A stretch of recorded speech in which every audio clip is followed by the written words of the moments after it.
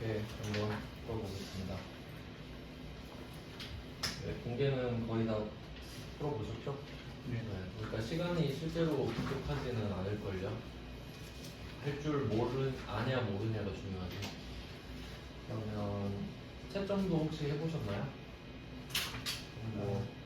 다 보면서 그냥 쉬운 건 그냥 말로 설명드리고 어려운 거는 공개하면서 보여드리겠습니다. 일단 뭐 공개 하나씩 보면은 문제 1번부터 볼게요. 일반전표가 5문제로 줄었어요. 3개 1급 때는 6문제였는데 뭐 1번 문제는 뭐 딱히 설명드릴 거 없죠. 그리고 뭐 2번 문제 같은 경우는 이게 그 실무 이야기를 좀 해드리면 지금 책 샀잖아요. 이번에 실무 서적을 샀거든요. 그러면 목적과 상관없이 책은 면세예요 일단. 그러니까 원래대로라면 우리가 사업자니까 상대방도 이제 사업자라면 책을 샀을 때 그 계산서를 주겠죠. 근데 계산서를 받으면 매입 면세 유형으로 갈 거란 말이에요. 매입 매출 점표에. 근데 지금 이 문제는 영수증을 받았죠. 근데 부가세가 없는 건 똑같단 말이에요. 그러니까 그냥 계산서가 없으니까 일반 점표로 온 겁니다. 참고로 알고 계시면 됩니다. 그리고 도서 인쇄비로 지금 계정 과목이 돼 있는데 얘랑 좀 애매하게 헷갈리는 게 하나 있으니까 참고로 좀 적어두시면 교육훈련비랑 조금 겹치는 구석이 있거든요. 왜냐면 책을 보통 교육용으로 사죠. 그래서 뭐 문제에서 애매하게 문제 낸 적이 있었거든요. 그러니까 영업부 교육용으로 책을 샀다. 그럼 두 개가 겹쳐버리죠. 그러면 그때는 복수정답 처리가 됐거든요. 그러니까 뭐 시간 낭비하지 말고 그냥 끌리는 대로 아무데나 아무거나. 근데 뭐 도서 인쇄비가 좀 더 적합해 보이긴 하네요. 목적은 뭐 알 수가 없으니까. 그리고 도서 인쇄비는 명함 가격으로 나온 적도 있어요. 지금 명함 인쇄비 정도로. 그 다음 3번 이게 좀 건드려 볼 필요가 있겠네요. 3번 요거는 아주 중요한 문제죠. 이거는 한번 원리를 설명을 드리겠습니다. 이거 아주 자주 나오는 문제고 보통은 그 자동차 쪽으로 많이 나오는데 이런 문제가 많이 나와줘야 돼요. 원래는 그 건물이나 땅이나 자동차나 다 해당이 되거든요. 그러면 일단 땅을 샀다. 그러면 땅은 토지 나왔다고 토지 아닌 거 아시죠? 네. 공장 신축용이니까 토지고 혹시 투자용 토지면 투자부동산이다. 이것까지 아셔야 돼요. 저라면 그렇게 냈을 거예요. 아니면 이렇게 낼 수도 있습니다. 목적 불명의 토지를 샀다 이럴 수 있거든요. 근데 그것도 투기죠 결국. 그러니까 그것도 투자부동산입니다. 그래서 뭐 그냥 토지라서 토지는 아니다. 이것까지 정확히 아셔야 됩니다. 그리고 토지 일단 땅값이 땅값 이야기는 안 하고 있군요. 토지를 취득한 후 취득세를 이야기하고 있으니까 그러면 이 지방채를 하면 되겠네요. 취득세는 일단 토지고 숫자를 이게 한 번에 써 있으면 좀 복잡하니까 나눠서 입력해 볼게요. 토지 1800 이거 취득세입니다.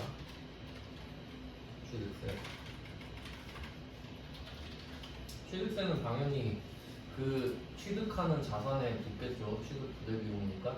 근데 문제는 지방채잖아요. 이거를 우리가 강제로 사야 되는데 보시면 무이자 금리 실제로 그래요.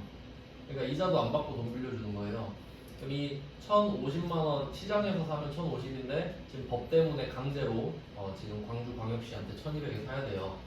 이걸 어떻게 분류할 거냐? 매도 가능 증권으로 분류한다고 했죠. 그럼 이제 여기서 문제가 뭐냐면 매도 가능 증권이라고 말을 해준 거는 고마운데 매도 가능 증권 숫자 2개죠. 공정가치가. 이거 당좌자산인지 뭐 투자자산인지 알 길이 없잖아요. 아무 말도. 근데 이거 모르나요? 만기 5년 써있죠. 네. 뭐 단기 매매할 목적 아니라고 했기 때문에 이거는 당연히 장기로 가는 겁니다. 그러니까 숫자 큰 거 178번인가 그럴 거예요. 그럼 매도 가능 증권이 1050이 들어가야 되죠. 자 이렇게 2개로 나눴어요. 자, 그럼 차변은 이렇게 정리를 했고 이제 대변 정리하면 됩니다. 대변은 총 지급한 금액이 취득세 1,800, 지방세 값이 1,200이니까 뭐 보통 예금 3,000 이렇게 됐습니다. 그러면 금액이 뜨는 거 아시죠? 뜨는 금액은 150이겠죠? 그럼 이 150을 토지에다가 밀어 넣으면 된다 이거죠? 이 땅을 사느라 150을 손해봤기 때문에 네 이거는 아주 좋은 문제죠.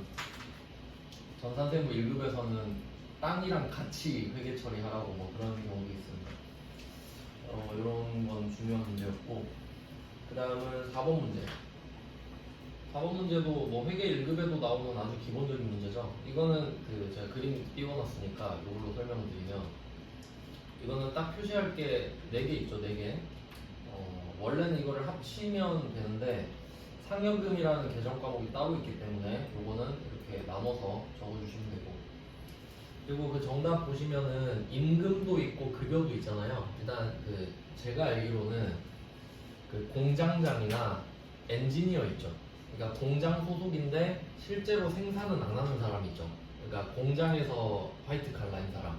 그 사람들이 500번 급여예요. 그리고 그 실제로 노동하는 사람들 있잖아요. 그 사람들이 임금이에요.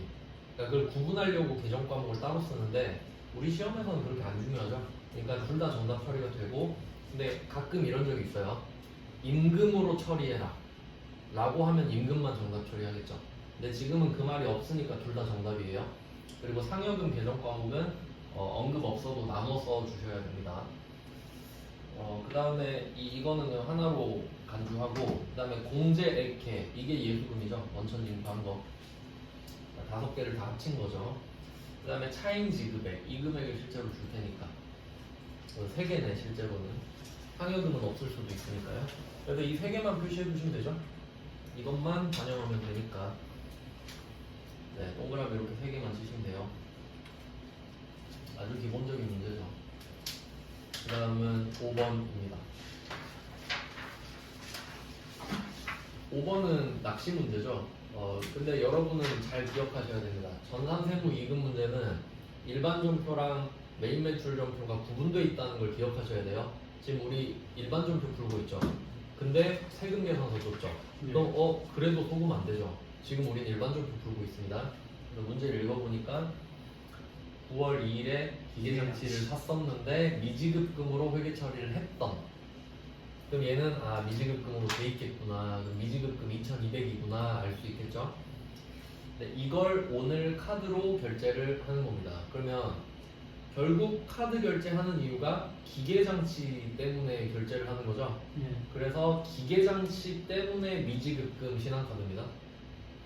네, 그러니까 미지급금 때문에 미지급금인 거 아니에요. 원래는 기계장치가 숨어 있는 거니까.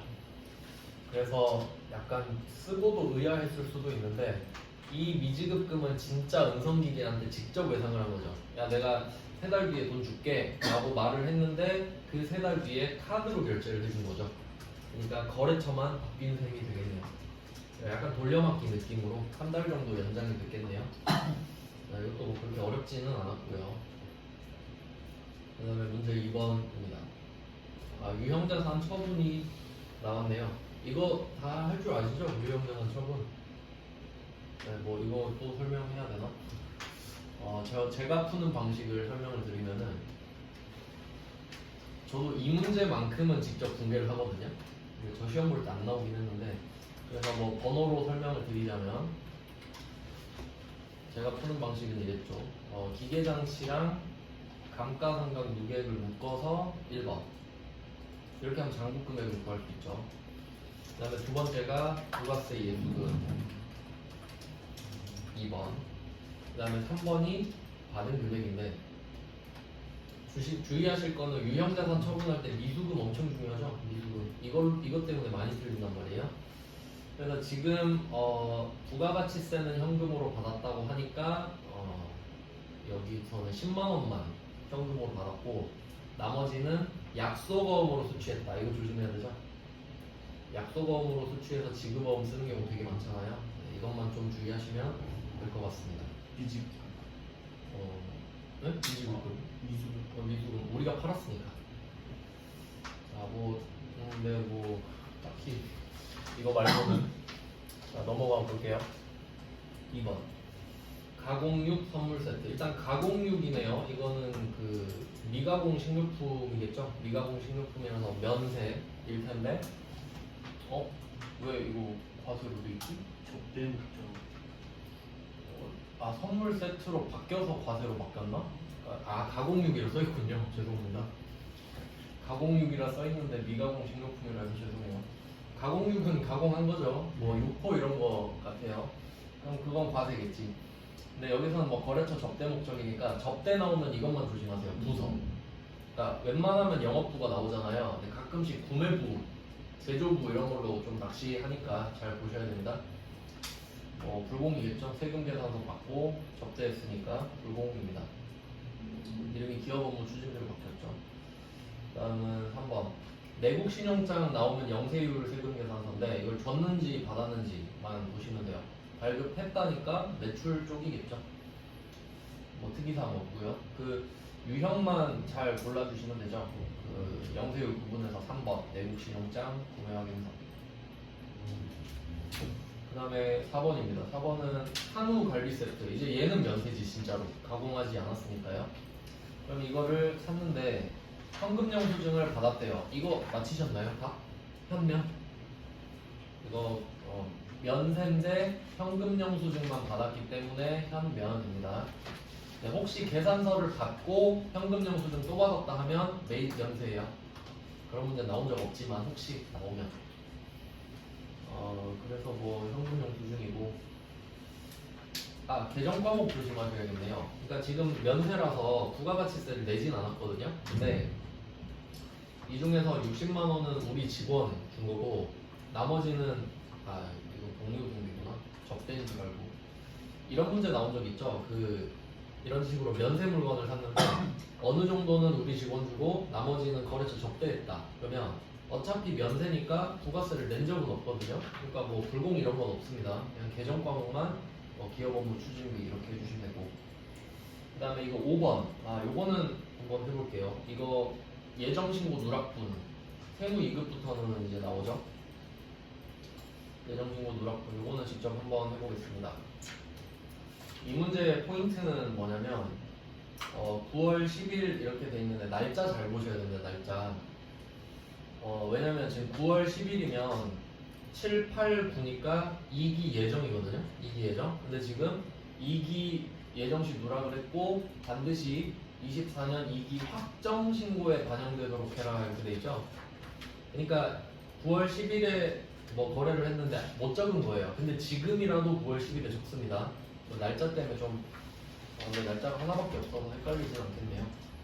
자, 그럼 유형은 세금 계산서를 받은 거네요. 원재료 받고. 네, 그럼 51번 원재료. 공개 자체는 어렵지 않죠. 그냥 하던 대로 하면 되는데 공급가액은 100. 거래처는 통상철강. 전자로. 얘는 또 전자가 아니네. 전자 아니죠? 네. 그냥 세금 계산서니까 전자 0번 하시고 공개는 외상이니까 2번으로 끝내고 여기까지는 뭐 기본적인 건데 이제 예정신고 누락분으로 만드는 방법은 이 공개 한번 다시 클릭하고 F11 간편집계 가서 예정 누락분을 클릭하는 거였죠. 이거랑 같은 방식이 뭐가 있었냐면 그 의제 매입세 공제 문제도 이렇게 나온 적이 있었습니다. 자, 예정 누락분으로 가서 그럼 지금 확정신고 개시 연호를 생각해보면 7, 8, 9의 거를 누락해서 10, 11, 12에다가 신고해야 되죠. 그러니까 2024년 10월 이 시험이 24년 거니까 24년 10월 참고로 11, 12 적으셔도 되는데 뭐 12 정석이죠. 이렇게 하면 누락 표시가 됩니다. 네, 입력하는 방법만 중요하네요. 공개는 어렵지 않았고요. 그 다음에 결산으로 가봅시다. 결산 이거 부가세 정리하는 거 엄청 많이 나오죠. 여기서 포인트는 가산세랑 세액공제 이렇게 같이 일부러 줬는데 그러니까 이 문제를 풀 때는 뭐부터 생각하셔야 되냐면 부가세 예수금이 매출세액이잖아요. 그러면 예수금이 매출세액, 부가세 대급금이 매입세액입니다. 그럼 일단 얘 둘 중에 누가 더 큰지 생각해야겠죠. 왜냐면 이 금액이 막 애매하게 되진 않거든요. 차이가 많이 나요. 그럼 이때 매출세액이 더 크죠. 그럼 이때 기본적으로 우리가 내야 된다는 걸 알 수 있죠. 그러니까 부가세 예수금이 더 크니까 미지급 세금이 나온다라는 걸 확정 짓고 시작하는 겁니다. 자, 일단 이걸 확인을 했고요. 그 다음에 또 중요한 거는 부가세 예수금은 부채니까 대변에 계속 쌓여 있잖아요. 그리고 부가세 대급금은 자산이니까 차변에 쌓여 있고, 그러니까 이걸 3개월마다 정리하는 거죠. 신고 납부해야 되니까. 그래서 자리를 바꿔주는 게 포인트고, 여기까지 해놓고, 그 다음에 세금과 공과는 미발급 가산세 이렇게 되겠죠. 가산세인데 여기서 세금과 공과 판으로 하라고 했기 때문에 그렇고요. 그 다음에 전자신고 세액공제는 확정신고마다 10,000원씩 공제받을 수 있는 건데 자비익으로 처리하라고 했죠. 그럼 뭐 금액을 반영해서 그렇게 해주시면 됩니다. 자주 나오는 문제고요. 그리고 이게 부가세 대급금이 더 크면은 미수금으로 바뀝니다. 미지급 세금이 아니라. 그런 문제도 아마 많이 보셨을 거예요. 그 다음은 2번 문제. 요거는 또 한번 해봐야겠네요. 매도가능증권 평가. 요거는 어렵게 내려면 엄청나게 어렵게 낼 수 있죠. 그러면 뭐 날짜를 보니까 2023년에 취득을 했고, 그 다음에 2023년 말에 80만 원으로 됐고, 그 다음에 현재 공정가치는 200만 원이다 이렇게 돼 있습니다. 저는 어떻게 푸냐면요. 저는 이제 좀 많이 풀어봤잖아요. 일단 제가 푸는 방법을 알려드리면 취득가액이 기준이죠. 그리고 전 이렇게 두 개를 봐요. 그럼 결과적으로 100에서 200으로 뛰었죠. 네. 그럼 일단 평가이익 100이에요. 일단. 그래서 평가이익 100 이렇게 저는 일단 씁니다. 안 어렵죠 여기까지는? 그러니까 평가를 몇 번 했든지 상관없어. 얼마에 샀고 지금 얼마인지만 보는 거야. 그럼 평가이익 100 찾을 수 있죠? 자 그리고 총 얼마가 올랐는지 다시 보는 거예요. 80에서 200이 됐죠? 예. 얼마 오른 거예요?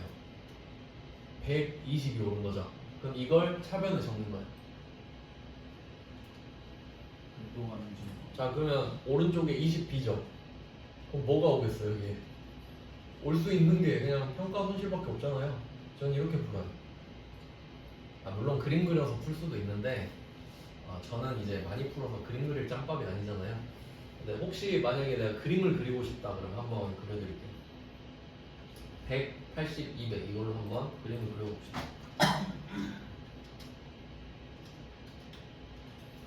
그러면 100으로 시작을 하니까 기준선을 100으로 잡는 겁니다. 쭉 가다가 100을 이렇게 선을 쭉 긋고요. 그 다음에 밑으로 80으로 좀 떨어졌죠? 마이너스 20. 자 그럼 이제 80이 된 겁니다. 80이 됐어요. 이렇게 쭉 가다가 오늘 200이 된 거죠? 자 그럼 일단 원점으로 가려면 플러스 20을 해야 되고, 그래야 원점에 도달하니까 자 여기서 더 올라가야 되죠. 200까지. 그러니까 여기서 100이 더 올라야 200이 되는 거네요. 그러니까 정석대로라면 이렇게 푸는 겁니다. 근데 뭐 저는 이렇게 푼다 이거죠. 근데 어쨌든 맞히셔야 돼요. 절대 틀리면 안 된다. 자, 이런 그림이었어요. 그러니까 무조건 그 가격을 수평으로 딱 적고, 그리고 가격 내려가면 내려갔다고, 올라가면 올라갔다고 하면 답이 딱 나와버리죠. 자, 이렇게 푸시면 되고요. 그리고 이거랑 똑같은 거, 그 주식 발행할 때 유상증자 있죠? 그것도 주식 발행 초과금이랑 주식 할인 발행 차금이랑 서로 엎치락 뒤치락 하는 거 똑같습니다. 네, 같이 보시면 좋아요. 복습하실 때. 그 다음은 3번. 이거 시험에 잘 나오죠? 굉장히 잘 나옵니다. 근데 이거 헷갈려 하시는 분이 좀 많으니까 이것도 좀 그림으로 설명을 해드릴게요. 자, 9월 1일에 영업부 차량보험에 가입하고 1년치 보험료를 납부했어요. 그러니까 얘는 비용이에요. 비용. 먼저 비용을 준 건데, 자 문제는 처음에 보험료로 회계 처리를 했거든요. 그러니까 비용으로 회계 처리를 했다는 게 포인트예요. 이걸 잘 표시해 주셔야 돼요. 비용으로 시작했어. 그럼 어렵거든요. 왜냐면 왜 어렵냐면 제가 뭐 말씀드린 적 있을 건데, 보험료는 보험의 구조상 먼저 내야 되잖아요, 돈을. 예. 근데 이 보험료는 딱 처음에 1년분을 내는데 이건 자산이에요. 왜냐면 앞으로 1년 동안 보험 서비스를 받을 수 있는 자산. 그러니까 자산으로 시작해야 되는데 비용으로 시작해버렸기 때문에 잘못 시작한 거거든요. 그러니까 좀 복잡해지는 거예요. 그럼 제가 한번 처음부터 쭉 공개를 해볼게요. 쉬운 건 넘어가고 어려운 것만 이렇게 좀 자세히 해드리겠습니다. 2024년 9월 1일에 보험료를 납부를 했어요. 총 120만 원이죠. 근데 이거를 800번 보험료로 회계 처리한 거죠. 잘못한 겁니다.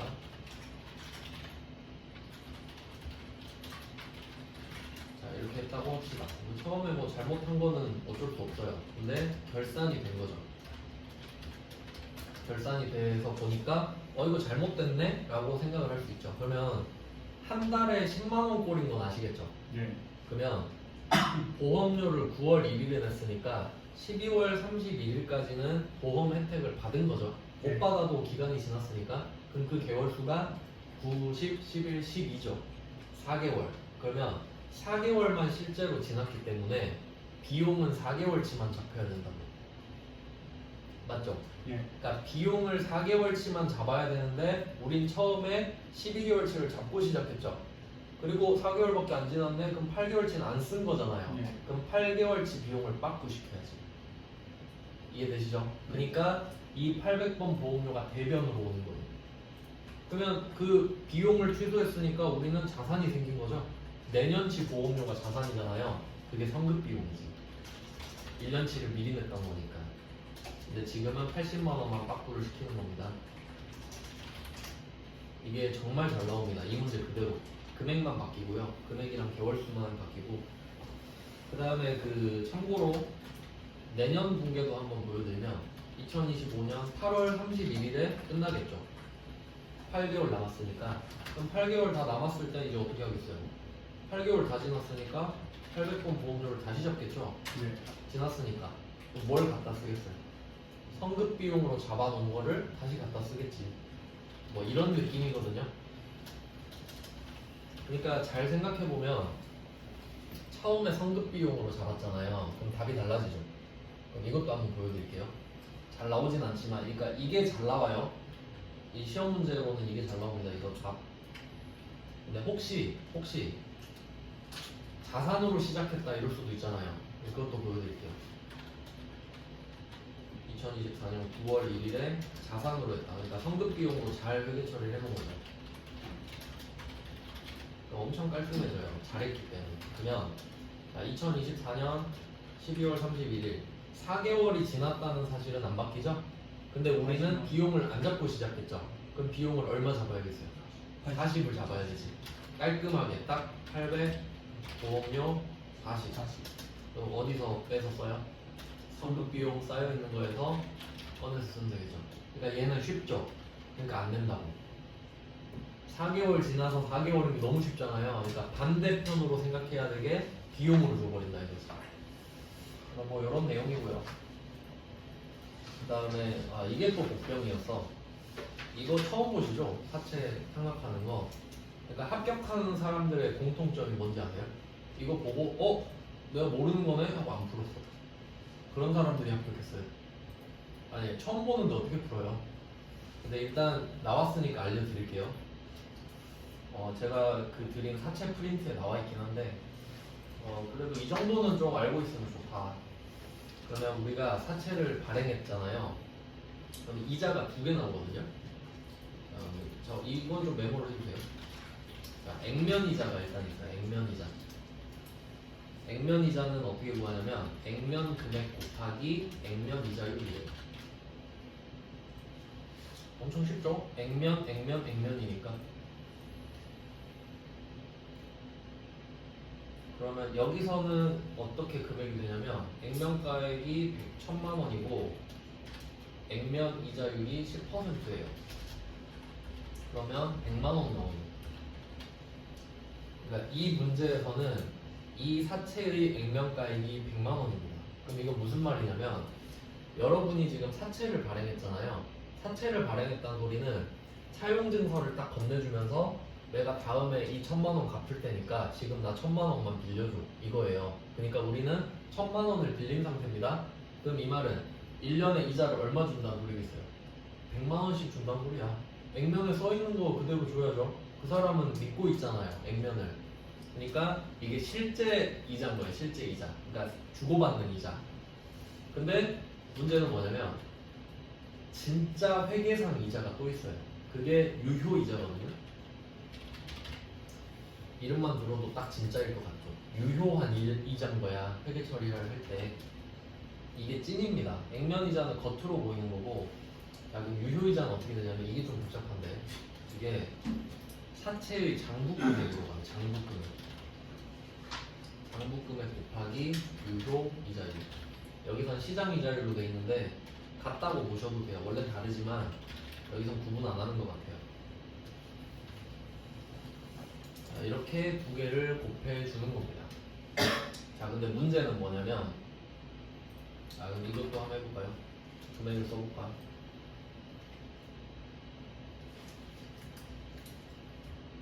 자, 그러면 장부금액은, 문제는 뭐냐면 장부금액은 바뀌어요. 근데 그래도 다행인 게 발행가액이 10787-300 이렇게 돼 있는. 그럼 제가 상황 설명을 좀 해드릴게요. 이 문제 나오면 맞출 수 있게. 자, 그럼 어떻게 했던 거냐면 우리가 이런 회계 처리를 했던 겁니다. 보통 예금 10787-300 787-300 사채 1000만원. 여기까지는 이해되시나요? 그러니까 나는 1000만원을 갚기로 했는데 보통 예금을 더 받았죠. 일단 이유도 말씀을 드리면 이거 이론 문제에 나올 수 있거든요. 이자율을 한번 봐봐요. 액면 이자율이 10%고 시장 이자율이 7%죠. 그러니까 이렇게 생각하면 돼요. 시장 이자율은 실제 시장에서 주고받는 이자인 거예요. 그러니까 현재 지금 돈 빌리면 7% 정도가 이자 값이란 말이에요. 근데 나는 얼마 주지?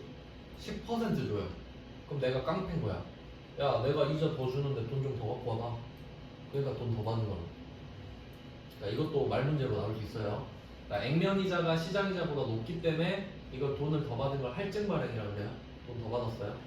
그래서 할증 발행 차금이 붙는 거예요. 그럼 그 금액은 그냥 차액이 되겠죠. 그냥 대충 뭐 이 정도 느낌은 아시겠죠. 이런 거 이 정도까지 회계 일급이 나온단 말이에요. 자, 근데 장부로 한번 가볼게요. 장부 금액을 찾아보자. 장부에는 이렇게 써 있어요. 사채 1000만원, 사채 할증 발행 차금 787-300. 근데 만약에 우리가 할인 발행했었을 수도 있잖아요. 그럼 할인 발행하면 차변에 있죠. 그러니까 걔는 차감이에요. 사채를 깎아먹는 애. 근데 얘는 사채랑 같은 자리에 있죠. 그러니까 얘는 플러스예요. 그래서 차감 계정이나 가상 계정이 있으면 더하는 게 장부 금액이거든요. 그럼 장부 금액이 10787-300.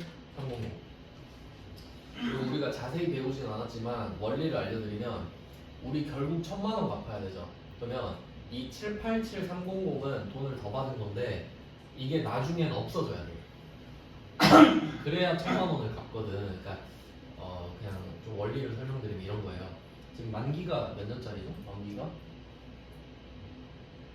만기가 3년짜리네. 4, 5, 6. 그러면 실제로 제가 그 개념을 알려드릴게요. 그럼 액면이자 100만원이라고 그랬죠. 그러면 우리가 실제로 줘야 되는 돈이 3 곱하기 100만원이죠. 근데 얼마 더 받았어요? 787300 더 받았잖아. 그러니까 이걸 이자에서 빼는 개념이에요. 알겠어요? 무슨 느낌인가? 그러니까 우리가 겉으로는 300을 주지만 처음에 78730을 더 받고 시작했잖아. 그러니까 이것만 사실 난 주는 거라고. 그러니까 이게 실질 이자거든요. 그러니까 액면 이자랑 유효 이자가 달라지는 거야. 대충 느낌은 아시겠어요? 그러니까 그냥 이런 차이 때문에. 자, 그래서 이렇게 됐고, 그럼 장부 금액은 처음에는 107873000으로 시작했는데 결과적으로 1000만원이 된다고 그랬죠. 그러니까 얘는 바뀌거든요. 근데 지금 장부 금액은 10787-300이죠. 그러니까 지금은 이 장부 금액에다 10787-300 유효이자율은 7%죠. 그러니까 얘 때문에 좀 복잡해지지. 자, 금액을 제가 구해보니까 755111 나와요. 자, 그럼 이 말은 나는 실제로 너에게 100만원을 주지만 내가 느끼는 이자는 755111밖에 안 돼. 왜냐면 처음에 너한테 삥 뜨는 걸로 상쇄하면 되거든. 이런 느낌이거든요. 그래서 일단 이 두 개가 따로 있는 건 아시겠죠? 자, 이제 어떻게 할 거냐면, 자, 12월 31일이 됐어요. 그럼 우리는 100만원을 줘야 되죠. 근데 내가 느끼는 이자는 유효이자는 751 뭐 어쩌고 그랬죠? 그게 이자 비용이에요. 그래서 755111입니다. 그러니까 내가 느끼는 이자인 거야. 내가 느끼는 마음속으로 느끼는 이자. 근데 얘한테 이자는 100만 원 줘야 돼요. 뭘로 줬지? 보통 예금으로 줬어요. 이거 할 줄 아는지 물어보는 거거든요. 자, 그러면 연결을 한번 시켜봅시다. 연결을 시켜보자. 그럼 이게 2024년 1월 1일. 자, 이런 게 처리했죠. 근데 오늘이 2024년 12월 31일이잖아요. 1년 지났으니까 이자 주고 있죠. 그러면 여기 차변이 빈 거 보이시죠? 그럼 이 할증 발행 차변 있죠. 요걸 깎아서 이렇게 보내는 거예요.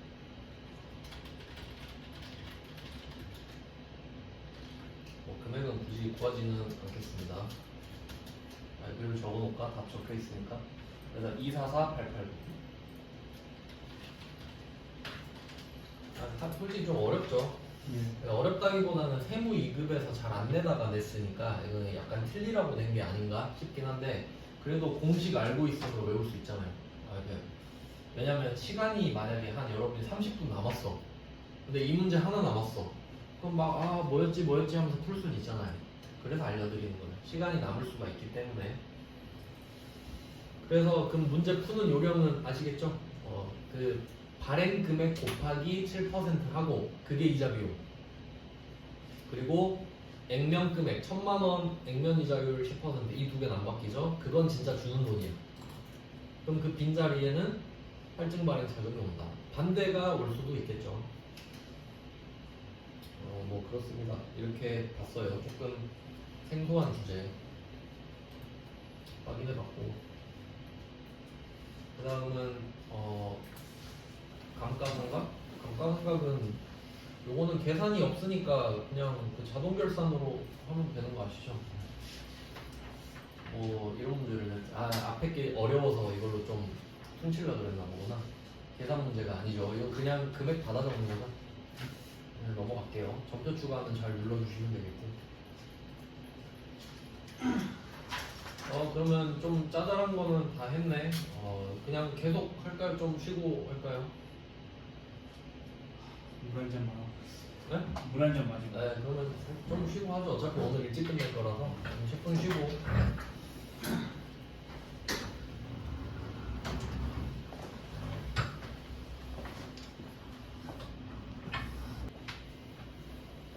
이제 문제 3번 보겠습니다. 부가가치세 파트죠.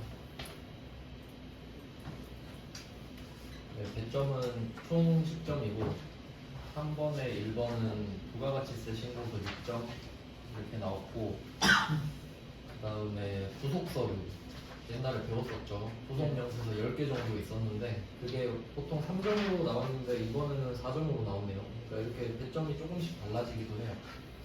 그럼 일단 부가가치세 신고서부터 해보겠습니다. 문제 3번에 1번이에요. 신고서로 가서 일단 기간부터 확인을 해야 되는데 일기 확정이니까 4월, 6월이죠. 4월, 6월로 들어갑니다. 깔끔하게 비워져 있어요. 자, 이걸 직접 입력하는 거죠. 그러면 매출 자료부터 한번 쭉 보겠습니다. 자, 일단 생각해 보셔야 될 거는 매출 쪽에서는 우리가 법인이기 때문에 법인은 전자세금 계산서 발급 의무자거든요. 근데 혹시 종이를 발급했다고 하면 가산세가 있을 것이다. 이거를 확인하셔야 됩니다. 근데 뭐 문제 보니까 세금 계산서 발급분은 총 2억이라고 해요. 그러면 일단 2억 발급했으니까 2억을 써야겠죠. 근데 그 안에 5천만 원은 종이 세금 계산서죠. 그럼 이걸 까먹기 전에 바로 오른쪽 밑으로 가산세 파트로 가셔서 밑에 뭐 26번이 가산세니까 이거 클릭하면 오른쪽 화면이 바뀌죠. 그래서 원래는 미발급 등 여기에 포함되거든요. 그러니까 원래는 여기에 5천만 원을 쓰는 거예요. 근데 이 미발급 가산세가 원래는 2%인데 지금 종이 발급은 하긴 했는데 종이로 발급한 거니까 1%잖아요. 그래서 50만 원으로 고쳐주셔도 되고 얘는 좀 번거롭죠? 근데 이런 방법이 하나 있고 그 다음에 또 다른 방법도 있었죠. 이 지연수치 가산세나 뭐 지연발급이 1%이기 때문에 그걸 이용해서 여기에 5천만 원을 바로 적는 거예요. 알아서 1%가 뜨니까 이름은 다르지만 금액이 똑같기 때문에 정답 처리가 되거든요. 그래서 뭐 편한 방법 쓰시면 되고요. 첫 번째 건 해결했고 그럼 두 번째 당사의 직원인 홍길동 임원 아님 돼 있는데 이건 상관없습니다. 임원이어도 상관없어요. 그냥 쓸데없이 한 말이고요. 자, 경조사가 나왔죠. 경조사랑 관련해서 연간 10만 원 상당의 제품을 무상으로 제공했다. 경조사는 연간 10만 원까지는 비과세를 해줍니다. 그러니까 과세로 보지 않죠. 정확도는. 그러니까 딱 10만 원이니까 커트라인에 걸렸습니다. 아무것도 안 하는 거죠. 네. 근데 혹시 만약에 뭐 12만 원짜리 줬다 그러면 2만 원만 적어야 되거든요. 그걸 기타에 적는 거예요. 4번에. 근데 지금은 적을 거 없으니까 안 적는 거고 자리는 알고 계셔야 되죠. 그래서 10만 원을 차감해서 적어준다. 이렇게 나올 수도 있고. 그리고 혹시 이렇게 나올 수도 있어요. 그러니까 지금 경조사 10만 원 줬는데 그 전에 경조사 관련해서 또 5만 원 준 적이 있다 라고 하면 그 5만 원이랑 지금 10만 원을 합쳐서 10만 원을 뺀 5만 원을 적는 겁니다. 뭐 그렇게 계산할 줄도 아셔야 됩니다. 이렇게 한번 냈다는 것 자체가 좀 이제 작정한 거거든요. 알고 계시면 되겠고. 그 다음에 대손이 확정된 외상매출금입니다. 그러면 대손은 방향이 두 개예요. 그러니까 대손이 확정되면 돈을 못 받게 된 거죠. 그러면 일단 먼저 하셔야 될 거는 지금 총 금액이 165만 원인데 이 중에 110분의 10을 찾아내야 되죠. 그러니까 나누기 11 하면 되거든요. 해보니까 15만 원 나와요. 그럼 이 15만 원을 낼 거냐 덜 낼 거냐인데 지금 돈을 못 받았으니까 국세청은 불쌍하니까 빼준다 그랬죠. 그래서 8번에 마이너스 15만 원입니다. 그리고 하나 더 메모를 좀 해두시면 이렇게 문제 나올 수 있죠. 이게 정리를 한번 해볼게요. 이거 시험에 잘 나오니까. 부가가치세 신고서 파트에서 대손이 확정됐다. 대손이 확정되면 대손세액은 마이너스로 써줘야 되죠. 그러니까 우리한테 좋은 거예요. 지금 대손이 안 좋은 거니까 국세청이 우리한테 좋게 해주는 거죠. 근데 만약에 확정됐던 대손금을 회수했다 이런 문구도 나올 수 있죠. 그럼 우리가 대손이 확정됐을 때 슬퍼해서 국세청이 위로를 해줬죠. 그러면 너는 매출세액을 덜 내도 된다. 근데 그걸 회수한 거야. 그럼 국세청이 야 그거 갖고 와 이러겠죠. 그러니까 이거 잘못 썼다. 죄송해요. 이거 대손세액이 아니라 매출세액에서 빼는 거. 그리고 얘는 매출세액에서 더하는 거죠. 그러니까 지금 다루고 있는 게 대손세액이고 그걸 매출세액에서 뺄 거냐 더할 거냐 이야기를 하고 있는 겁니다. 그러니까 지금 우리가 하고 있는 게 대손세액인데 뺄 거냐 더할 거냐입니다. 그래서 이걸 잘못 보고 그냥 대충 해버리는 경우가 있는데 대손금 회수 조심하셔야 돼요. 대손금 회수 나오면 이건 그냥 15만 원 쓰는 거죠. 플러스는 적을 필요가 없으니까. 이 정도 정리하시면 매출 쪽이 끝났습니다. 그 다음에 매입 쪽으로 가보죠. 매입 쪽의 세금 계산서는 이제 받는 거는 전자 종이 상관없다고 말씀드렸어요. 그러니까 받을 때는 늦게 받는 것만 아니면 돼요. 보니까 뭐 매입 세금 계산서는 1억 2천 원인데 그 중에 자동차가 들어있고요. 그 다음에 접대도 들어있어요. 그럼 일단 자동차는 고정자산이죠. 그럼 고정자산으로 일단 빼줘야 되잖아요. 고정자산이냐 아니냐를 먼저 판단을 합니다. 그럼 11번에 고정자산 일단 2천만 원 쓰고 그럼 우리가 총 1억 2천을 받았는데 그 중에 고정자산은 승용자동차 뿐인 거니까 일반 매입은 1억이라고 써야겠죠. 네, 세액은 매입 쪽은 따로 또 써주셔야 되고요. 10%. 자, 그럼 이렇게까지 하면 일단 세금 계산서를 받은 것만 적은 거고요. 이 중에 공제가 안 되는 건 또 따로 적어야 되죠. 자, 그럼 공제가 안 되는 거는 16번을 클릭하시면 오른쪽 화면이 또 바뀌죠. 16번 클릭하고 자, 오른쪽 위로 올라가면 50번에 공제받지 못할 매입세. 승용차는 낚이면 안 되죠. 999니까 네. 세입 공제가 됩니다. 그 다음에 밑에는 거래처 접대 목적 얘가 안 되겠네. 그래서 50번에다가 500만원, 50만원을 따로 또 적어줍니다. 그러니까 둘이 금액이 겹치는 거죠. 그러니까 지금은 이렇게 좀 간단한 편인데 혹시 이렇게 나올 수도 있잖아요. 이 승용차가 배기량이 1999일 수도 있죠. 네. 그럼 여기다가 2,500 적는 거예요. 여기는 한 칸에 합쳐서 적으니까. 그러니까 왼쪽은 따로 적지만 오른쪽은 한 칸에 다 적잖아요. 그러니까 그게 그렇게 나오면 헷갈릴 수 있어요. 이 문제는 좀 무난한 편이네요. 이렇게 적어놓으면 뭐 확인을 한다면 자, 총 1억 2천 중에 500이 마이너스가 되었습니다. 그 다음에 유의사항 이것도 잘 봐야 됩니다. 이거 하나 틀리면 다 틀리는 거예요. 자, 유의사항 세부담 최소화를 가정한다. 쓸 거 다 써라 이 말이고. 두 번째 자료도 뭐 의미 없죠. 불러왔는데 아무것도 없었고. 세 번째 이거 중요합니다. 전자적인 방법으로 부가가치세 신고를 직접 한다. 세무사 안 맡기고 내가 직접 한다. 그럼 내가 10,000원 공제받거든요. 아까 그 중개에서 보셨죠? 자, 얘는 바로 밑에 있네요. 50번 밑에 54번 있죠. 여기 10,000원 써주시는 겁니다. 그러니까 지금 10,000원을 깎아주는 건데 여기 마이너스 10,000원 쓰면 안 돼요. 그냥 10,000원 쓰는 거예요. 마이너스는 8번에만 쓸 수 있어요. 그러면 뭐 다 한 거죠? 그럼 가산세가 없네요. 가산세는 요새 안 내는 추세니까. 이렇게 해서 6점짜리 문제 끝났습니다. 끄고 저장하시면 되고요. 신고서는 어차피 매회 나오니까 학습하기가 좀 편한데 문제는 부속명세서죠. 얘는 종류가 엄청 많다 보니까 기출문제를 10개 풀어도 다 해볼 수는 없거든요. 그래서 뭐 대손세액은 최근에 안 냈었는데 냈죠. 자, 그러면 중요한 내용들을 좀 따져보면서 검토를 해보겠습니다. 이거 정확히 모르면 찍는 거예요. 제대로 알고 있어야 됩니다. 일단 첫 번째 확인하실 거는 10년이 안 지났는지, 당초 공급일부터 10년이 안 지났는가 이것부터 보셔야 되거든요. 근데 보니까 당초 공급일부터 10년 넘은 건 하나도 없죠. 그러면 날짜는 다 통과해요. 자, 그러면 첫 번째 거부터 보겠습니다. 파산은 딱히 조건을 따질 이유가 없어요. 그리고 그 계정 과목 보시면 미수금, 유형자산, 매각대금 써 있는데 유형자산 팔아도 부가세 붙어 있죠. 그리고 뭐 이것도 안 되는 이유가 없거든요. 그래서 뭐 해줍니다. 부가가치세법에서 법인세법도 해주고요. 그래서 얘는 그냥 적으면 이거는 적으면서 봐야겠죠.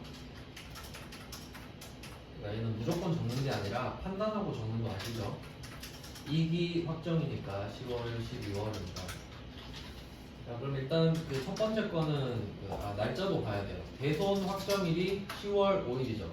오랜만에 하니까 한번 자세히 설명을 드리면, 자, 대손세 공제는 확정신고 때만 해줍니다. 확정신고 때. 자, 이 말은 4, 5, 6월이랑 11, 12월 이 신고분에 대해서만 해준다 이거죠. 예전 때는 안 받아주니까. 근데 문제는 지금이 2기 확정이잖아요. 그럼 11, 12 신고하면서 하는 건데, 근데 대손 사유가 발생한 거는 7, 8, 9, 10, 11, 12 이것까지 다 받아줘야 되죠. 왜냐면 예전 때 안 받아줬잖아요. 그래서 대손 확정일은 7월부터 12월 안에 들어오기만 하면 되는 거예요. 여기도 10월부터라고 측정해버리면 안 됩니다. 근데 여러분이 혹시 헷갈려 하실까봐 일부러 10월부터 12월로 주는 거예요. 알고는 계셔야 됩니다. 자, 그럼 뭐 10월이니까 전혀 문제 없죠? 네. 입력하시면 됩니다. 파산은 그냥 보너스 문제죠.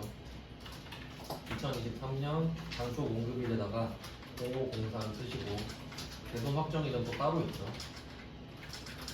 공짜도 꼭 붙여주셔야 돼요. 2자리씩. 자, 대손 금액은 부가세를 포함한 금액 써주시면 돼요.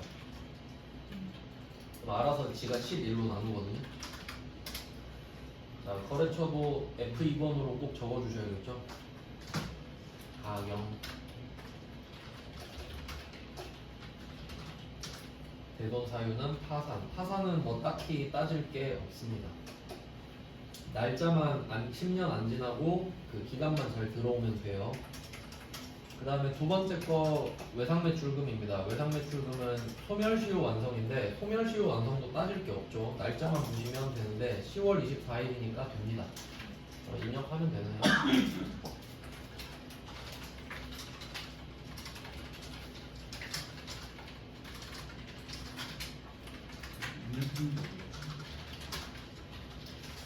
소멸시효 완성. 두 문제는 보너스로 준 거고요. 근데 밑에서 이제 틀렸을 확률이 좀 있죠. 예. 자, 부도가 시험에 이제 무조건 나온다 보시면 되는데 대본세 공제를 냈다면, 자, 부도는 따질 게 있죠. 일단 10년은 안 넘었지만 6개월입니다. 6개월이 초과해야 됩니다. 그러니까 경과했다고 하는데 6개월 하루 아시죠? 6개월 하루. 네. 자, 그럼 날짜 계산해 보시면 세 번째 거는 6개월을 더하는 순간 2기로 넘어가. 맞구나 그러면 네. 2기니까 지금. 그럼 6개월 더하면 11월 19일인데 거기 하루 더하면 11월 20일이니까 딱 되죠. 네. 그러니까 입력을 해주시면 되고요. 그 다음에 또 이 문제에서 보시면 저당권 설정 안 됨 이렇게 써 있죠. 네. 부도만 저당권 여부를 따집니다. 그러니까 만약에 이렇게 됐을 수도 있어요. 예시. 지금 위에 파산 종결 있죠. 이것도 잘 써주셔야 됩니다. 파산 종결 났는데 이렇게 할 수 있잖아요. 저당권 설정됨. 이렇게 문제 내면 여러분 헷갈릴 거 아니에요?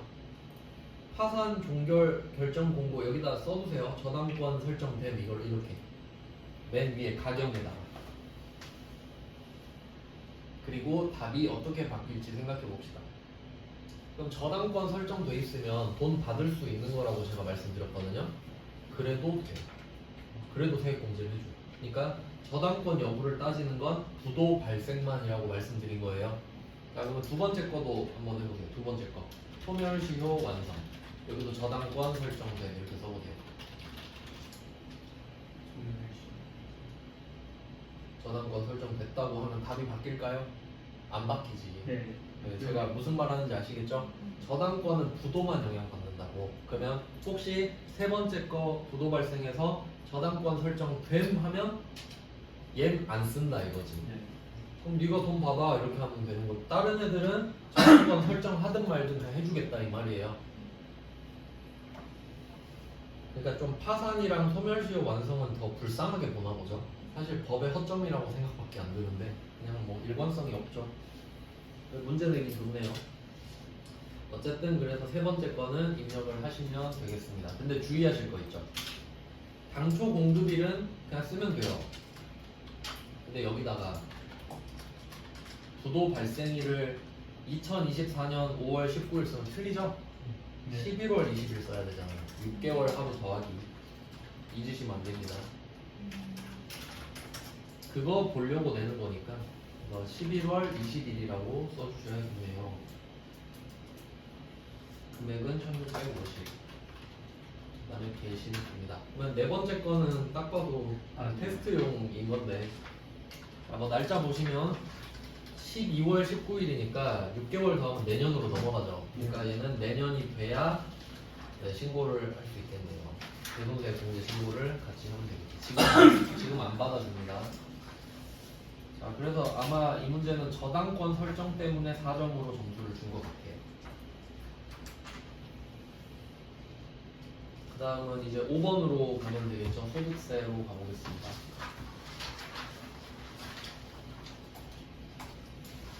이거는 그 최근 거로 같이 해봤는데 그냥 복습 차원에서 해보면 될 것 같아요. 기출문제 딱 회차 맞췄으니까 깔끔하게 되겠네요. 자, 그러면 5번 문제는 15점인데 보통 5점, 10점 이렇게 돼요. 근데 여긴 6.9점이네요. 아니? 6.6점? 663? 663? 배점이 특이하네요. 아, 맞아. 요새 값사료를 이렇게 좀 넣긴 해요. 그냥 뭐 해보겠습니다. 자 그럼 5번에 1번부터 보죠. 어디로 들어가야 될지 보니까 사원 등록 메뉴로 가래요. 사원 등록 탭을 원천진수 탭으로 바꾸신 다음에 사원 등록 메뉴로 가봅시다. 그리고 사원 이름은 임하나고요. 임하나. 이거 해봤던 거네요. 네, 여기서는 그 첫 번째 박스 보시면 사원 등록 메뉴의 기본 사항 첫 번째 화면이죠. 여기서 그 금액 적는 거예요. 10번, 12번, 13번, 14번. 그럼 10번부터 한번 해볼까요? 10번이 연장 근로 비과세 전년도 총 급여를 쓰라고 하네요. 그러면 이걸 뭐 어떻게 하라는 거냐 하면 문제 첫 번째 줄 보시면 임 하나 왼쪽에 생산직도 있죠. 이거 표시하세요. 생산직. 생산직 이거 보고 10번으로 가서 생산직이냐 아니냐를 표시해야 되죠. 그럼 생산직 맞잖아요. 그러니까 여 쓰라 이 말이죠. 생산직이냐 아니냐 그렇다. 연장 근로 비과세도 그럼 여 찍으라 이 소리겠죠. 생산직만 혜택이 되는 거니까. 그 다음에 전년도 총 급여는 두 번째 박스 아래쪽에 2,700만 원이라고 나와 있죠. 그래서 이 사원 등록 기본 사항에서는 이거를 하라고 했고, 그 다음에 또 내려가 보시면 12번 있죠. 12번에 국민연금 보수 월액 아래쪽에서 또 제시해주고 있죠. 두 번째 박스 첫 번째 줄에 180만 원이다. 12, 13, 14 뭐 글자 맞춰보면 똑같거든요. 국민, 건강, 고용 이걸 각각 180, 180, 180으로 써주세요. 네, 이게 기본 세팅. 이게 좀 특이했던 문제거든요. 이렇게 된 적은 없었어요. 자, 이렇게 하고 기본 사원 등록을 끕니다. 안 끄셔도 상관은 없는데. 그 다음에 두 번째 해야 될 거는 급여 자료 입력으로 가면 되겠죠. 왁구가 딱 그렇죠. 밑에 급여 자료 입력에서 쓰던 거죠. 네, 문제 세 번째 줄에 급여 자료를 입력하시오 되어 있습니다. 사원 등록 바로 밑에 가서 9월분이니까 귀속 연월은 9월이고요. 자, 9월 7을 언제 주냐? 이게 월이 다를 수도 있다 그랬죠. 문제마다 다른데 이 문제는 이거 찾아야 되죠. 언제 주는지.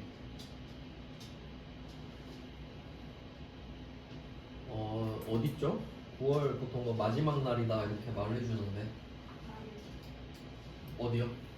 말일이라 써 있어요. 어디에 있어요? 1번 그러네요. 나 밑줄 쳐놨는데. 네, 세 번째 줄에 문제 세 번째 줄에 급여 지급일은 매월 말일이다.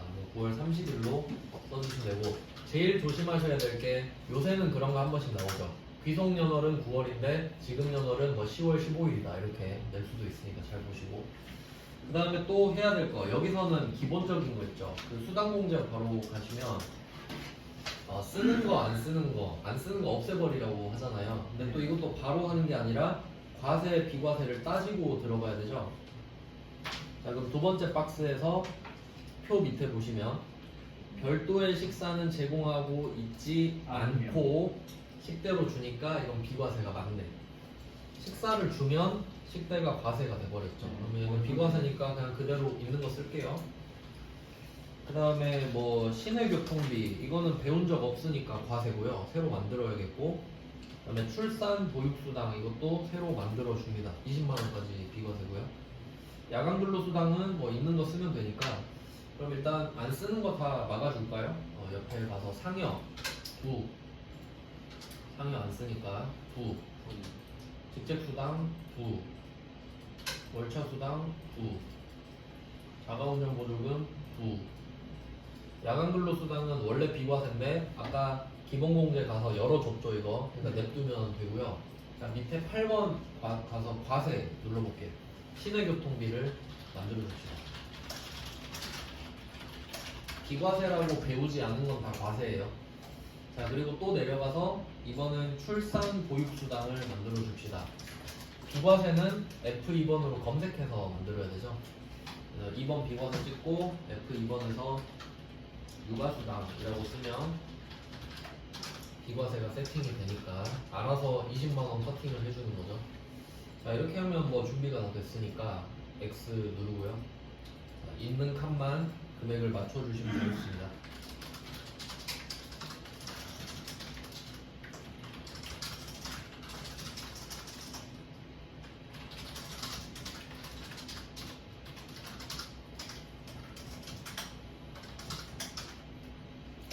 네, 이렇게 하면 비과세가 250만 원이 적용이 되는데, 참고로 이 비과세는 보는 방법이 F4번 수당공제를 누르면 설명이 아래쪽에 나와 있어요.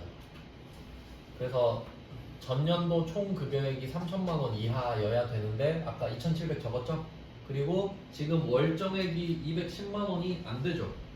네, 그것까지 확인이 됐고 생산지까지 확인이 됐고요.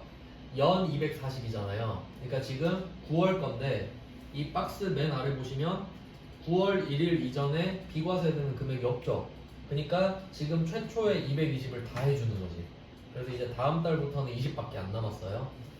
그래서 되는 겁니다. 짜임새 있게 잘 만들었어요. 자, 이렇게 하면 6점 하고 나가시면 됩니다. 그리고 여기서는 원천징수 이행상황 신고서 이야기를 안 했기 때문에 이걸로 끝인 거예요. 원래는 세트로 보통 나옵니다. 아마 따로 냈던 것 같은데 이번에서는. 네, 그 다음 2번 문제 가볼게요. 2번 문제는 퇴사. 우리 해봤었죠? 다시 한번 해봅시다. 자, 2번 문제는 퇴사자 우미영 사원입니다. 3월 거죠, 이건 따로. 자, 그럼 일단 사원 등록 가야 됩니다. 절차를 적어두시면 좋을 것 같은데 저도 한번 적어볼게요. 퇴사가 아주 뜨문뜨문 나오거든요. 퇴사. 자, 퇴사 첫 번째 사원 등록으로 가셔서 사원 등록으로 가서 그 16번에 회사 연월일을 적습니다. 첫 번째 단계 퇴사를 하면 날짜를 바로 가서 찍어줍니다. 회사는 3월 31일로 되어 있네요. 그래서 여기다가 2024년 3월 31일 쓰면 2024년 아닌가? 23년 건가? 24년 23년 옹기역을 뭐라고요? 뭐 바꿔요? 이만하다 옹기역으로. 아 맞다. 네, 감사합니다. 아 그렇죠. 이렇게 실수하면 안 되죠. 네, 그럼 우미형으로 바꿔서 그래서 안 써졌구나. 2024년 3월 31일 하면 네, 이 뒤에 거는 안 건드리시면 돼요. 뭐 2월 연도 할 거냐 뭐 언급 없으니까 그냥 부 하고 넘어가면 빨갛게 바뀌죠. 이게 1단계 퇴사 딱 찍혔습니다. 자, 그 다음에 이제 두 번째는 급여자료 입력으로 가는 거죠. 마지막 월급 줘야 되니까 급여자료 입력으로 들어갑니다. 자, 이거 조심해야 돼요. 아까 사람이랑 따로죠. 그 사람과 이 사람은 다릅니다. 회사는 같을지라도. 자, 그러면 3월 건데 4월 5일에 지급했대요. 그러니까 귀속 연월은 3월인데 지급 연월은 4월 5일인 거죠.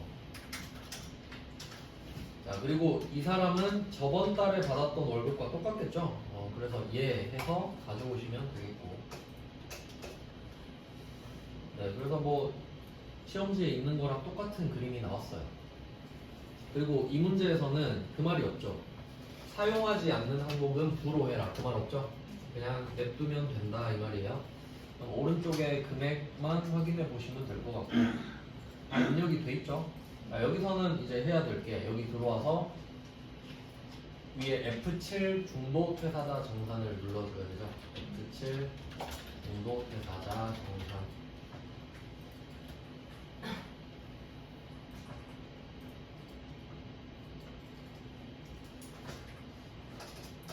이거는 제가 답도 갖다 놨는데 확인을 같이 해봅시다. 그림이 안 나와 있어요. 글자로만 이렇게 써 있네요. 상단에 F7 중도 퇴사자 정산을 누르자. 그 안에 절차를 안 알려주네. 여기서는 급여 반영을 눌러주시면 바로 적용이 됩니다. 금액 똑같죠? 그럼 이것까지 우리는 적어 놓을게요. 급여 반영까지 눌렀다. 급여 반영. 해설에 안 써 있으니까 우리가 찾아서 적어 봅시다. 또 나올지 모르잖아요. 그러면 가장 확실한 거는 시험지랑 금액이 맞는지인데 똑같죠? 네, 그리고 그 밑에 공제총액도 보시면 네, 똑같다고 확인을 할 수 있겠네요. 잘했네요. 끝인가? 문제 보시면 원천징수 이행상황 신고서도 하라고 하네요. 자, 그럼 이거는 여기까지가 원래 정석이에요. 퇴사. 그렇게 어렵지도 않네. 네, 이 문제는 원천징수 이행상황 신고서를 하라고 했으니까 하는 겁니다. 그러니까 얘도 뭐 기본값으로 넣어놓죠. 그냥. 원래는 진짜로 하는 게 맞아요. 근데 우리는 시험 보니까 하라고 하면 하고 뭐 말 없으면 안 하는 거죠. 네, 그러면 원천징수 이행상황 신고서로 가봅시다. 여기서 잊으시면 안 되는 게 귀속은 3월, 지급은 4월이에요. 이거 반영해서 한 번 더 들어가 봅시다. 자, 귀속은 3월이죠. 자, 3월 그리고 지급은 4월이죠. 정기신고 뭐 이렇게 하시면 되고, 그리고 여기서는 이 원천징수 이행상황 신고서는 왼쪽 밑에 전월미환급을 적을 거냐 안 적을 거냐만 보통 내거든요. 근데 여기서는 그런 언급 없죠. 언급이 없기 때문에 이쪽으로 들어와서 그냥 나가면 저장되거든요. 네, 이것만 하라는 소리예요. 끄고 저장 하면 6점 6점짜리 2개. 이 문제는 특이하게 뭔가 좀 느낌이 뭔가 이상하지 않나요? 인적공제 안 나왔죠. 물적공제도 안 나왔죠. 그러니까 뭐 지들 마음대로 내는 거예요. 주로 내다가 이거 완전 좀 이상하게 낸 거거든요. 그 다음 이제 3점짜리 한번 풀어보죠. 3점짜리. 요새 이런 걸 넣었어요. 100회 정도 때부터 넣은 것 같아요. 3점짜리 이건 사실 보너스 문제인데, 자, 얘는 이미 작성된 원천징수 이행상황 신고서를 조회해서 마감해라. 그러니까 한 번 또 들어가야 돼요. 보니까 귀속 10월, 지급월 10월 또 있죠. 그러면 이건 또 개별 문제로 들어가는 겁니다. 자, 또 들어가셔서 이번에는 이게 4개를 써야 되는데 다 똑같잖아요. 그러면 저는 맨 앞에만 10월 쓰고 엔터만 그냥 쭉 써요. 알아서 쫙쫙쫙 써줘요. 한 번 더 들어왔죠. 자, 그리고 문제 보시면 유의사항에 1번에 작성되어 있다 이러고 있죠. 그러니까 우리가 고칠 건 없어요. 여기서 뭐 손대라는 말은 없습니다. 그래서 이거를 그냥 마감하시면 되는데, 그러니까 이건 특이하게 아까는 그냥 끄고 저장했잖아요. 근데 이 문제는 분명히 2번에 보시면 마감 써있죠. 이거 표시하세요. 마감이라고 써있습니다. 저장이라고 써있는 게 아니라. 그럼 마감을 눌러줘야겠네요. F8 마감. 마감할래? 마감 눌러야겠죠. 마감이 됐어요. 왼쪽 위에 보시면 확인하셨죠? 이제 끄는 거예요. 시키는 대로 해야죠 뭐. 자, 그러면 이게 됐어. 이걸 전자신고를 하라 그러거든요. 전자신고 또 해야겠죠. 전자신고 어딨지? 오른쪽 위에 보시면 전자신고 있죠. 있는 그대로 들어가 볼게요. 자, 지급기간은 아까 10월로 쓰셨죠? 예. 지급기간입니다. 이거 귀속이 아니라 지급 10월. 자, 그러면 방금 원천징수 이행상황 신고서 마감했던 게 뜨죠? 자, 이걸 국세청으로 쏴라 이거네요. 콘텍스트 화면을 키워놔서 홈텍스트 바로 가. 이거 제작 눌러야 돼. 제작이라고 안 써있나요? 왜 제작이라고 안 나와있지? 제작을 누르세요. 제작. 이거 따로 좀 적어놓을게요. 그 전자신고랑 국세청 홈택스 전자신고 변환 사이 있죠. 화살표. 그 위에 제작이라고 써주세요. 이거 이렇게까지는 친절하고 싶지 않나 보네 갑자기. 제작을 누르셔야 돼요. 왜냐면 제가 저번에 세무 이거 봤잖아요. 제작을 몇 번 할게요. 맨날 했죠. 자, 그 다음에 비밀번호는 1, 2, 3, 4, 5, 6, 7, 8. 1, 2, 3, 4, 5, 6, 7, 8, 9. 저는 기출 풀면은 네 맘대로 하세요 이거 나왔거든요. 근데 그냥 여기서는 1, 2, 3, 4 잘못 쓰면 안 되겠죠? 한 번 더 눌러주시고.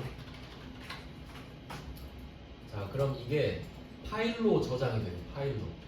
자, 그럼 이건 이제 볼일 다 봤어요. 끄고 다음 게 이거죠. 국세청, 홈택스, 전자신고, 변환, 교육용 이름 그대로. 근데 그 사이에 제작을 안 적어놨잖아요. 자, 이쪽으로 들어가시면은 자 X 누르세요. 화면 처음에 뜬 건 그냥 설명이에요. X 누르고 자 메인 화면 딱 뜨죠. 자 여기서 찾아보기를 누릅니다. 찾아보기. 자 C 드라이브로 한번 가봅시다. 왼쪽에 내 PC 해가지고 C 더블 클릭하면 맨 밑에 있어요. 찾으셨나요? 요 흰색 종이 모양 열기. 자, 다 하셨어요. 이제 내리고 형식 검증하기 있죠. 이거 누르셔야 돼요. 형식 검증하기. 하나씩 다 눌러야 돼. 하나씩. 형식 검증하기 하면 비밀번호 뜨죠? 여기서 1, 2, 3, 4, 5, 6, 7, 8, 9 그리고 한 칸씩 눌러요. 한 칸씩 누르고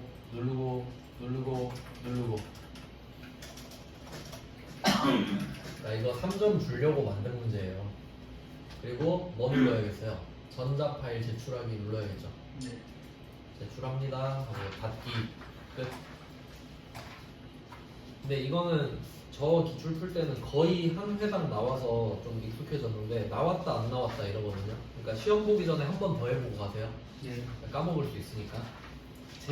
제작이 없으니까.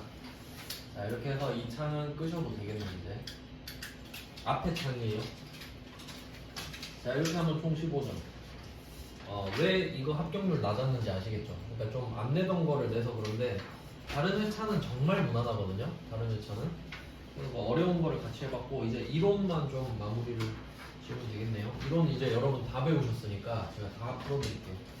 10분 쉬고 이론만 마무리하고 끝내겠습니다.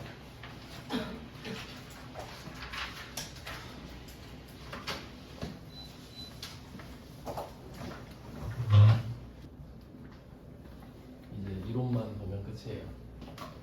그리고 참고로 그 이론이랑 실무 이렇게 있을 때 이게 합격률이 낮다 그랬잖아요. 21% 합격률이면 진짜 낮은 편인데 근데 실무가 좀 어렵게 나온 편이죠. 그러니까 여러분도 이제 풀어보셨지만 어렵다기보단 좀 생소한 주제를 많이 냈잖아요. 그러면 이론은 좀 쉽게 냈을 확률이 높아요.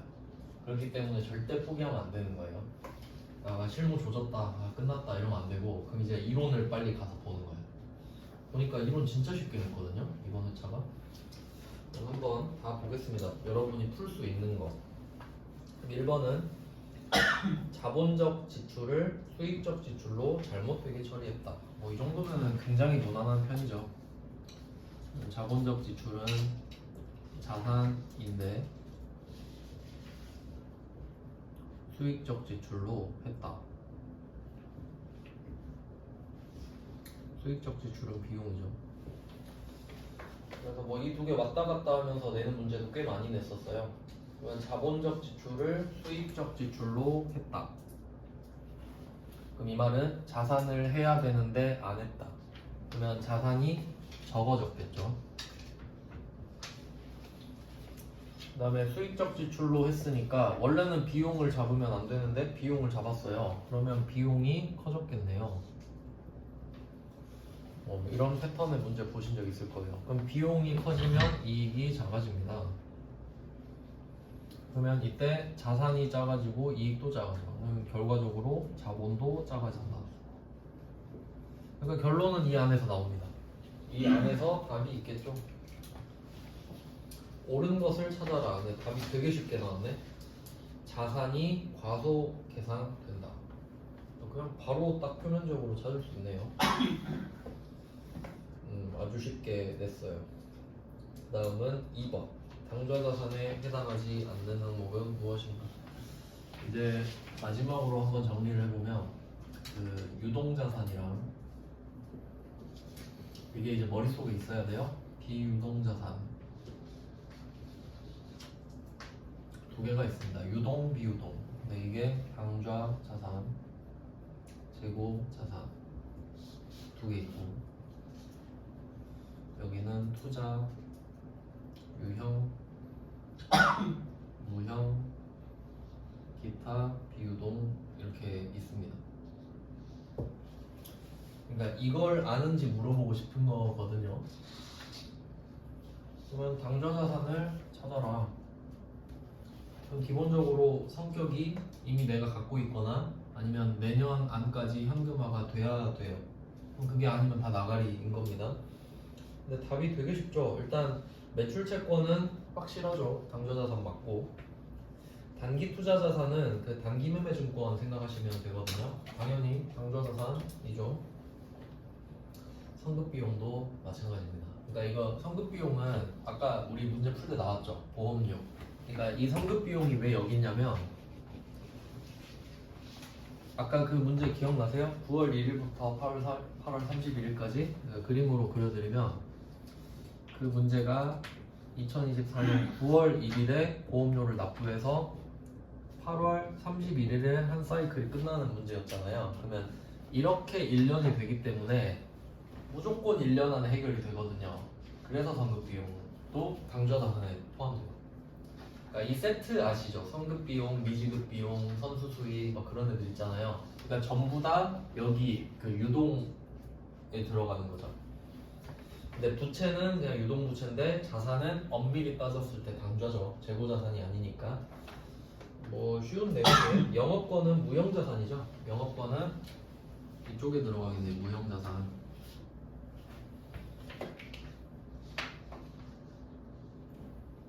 영업권은 보통 그걸로 잘 나오는데, 이렇게 들러리로 나오기보다는 영업권은 그 기억나세요? 내부적으로 창출한 영업권은 인정하지 않는다. 그러니까 제가 영업권은 돈 더 주고 산 거라고 했잖아요. P라고 했잖아요. 그러니까 내부적으로 불가능하죠. 영업권은. 나와서 말씀드렸고, 3번은 이게 좀 이거 그냥 암기거든요. 외우실 수 있으면 외우시고, 저는 항상 헷갈려요 이게. 일단 회계 추정의 변경 있죠. 일단 뭐 나왔으니까 간단하게나마 설명을 드리겠습니다. 회계 변경인데 회계 정책 변경이 있고요, 추정 변경이 있어요.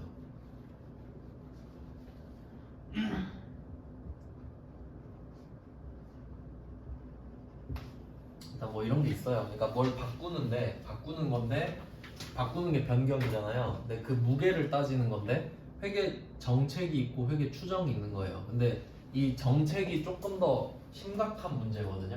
추정은 조금 덜 심각해요. 그래서 얘네들을 급을 나누는데, 그러니까 바꾸는 거잖아요. 그러면 내용이 바뀌면 언제부터 바꿀 거냐 이런 게 있어요.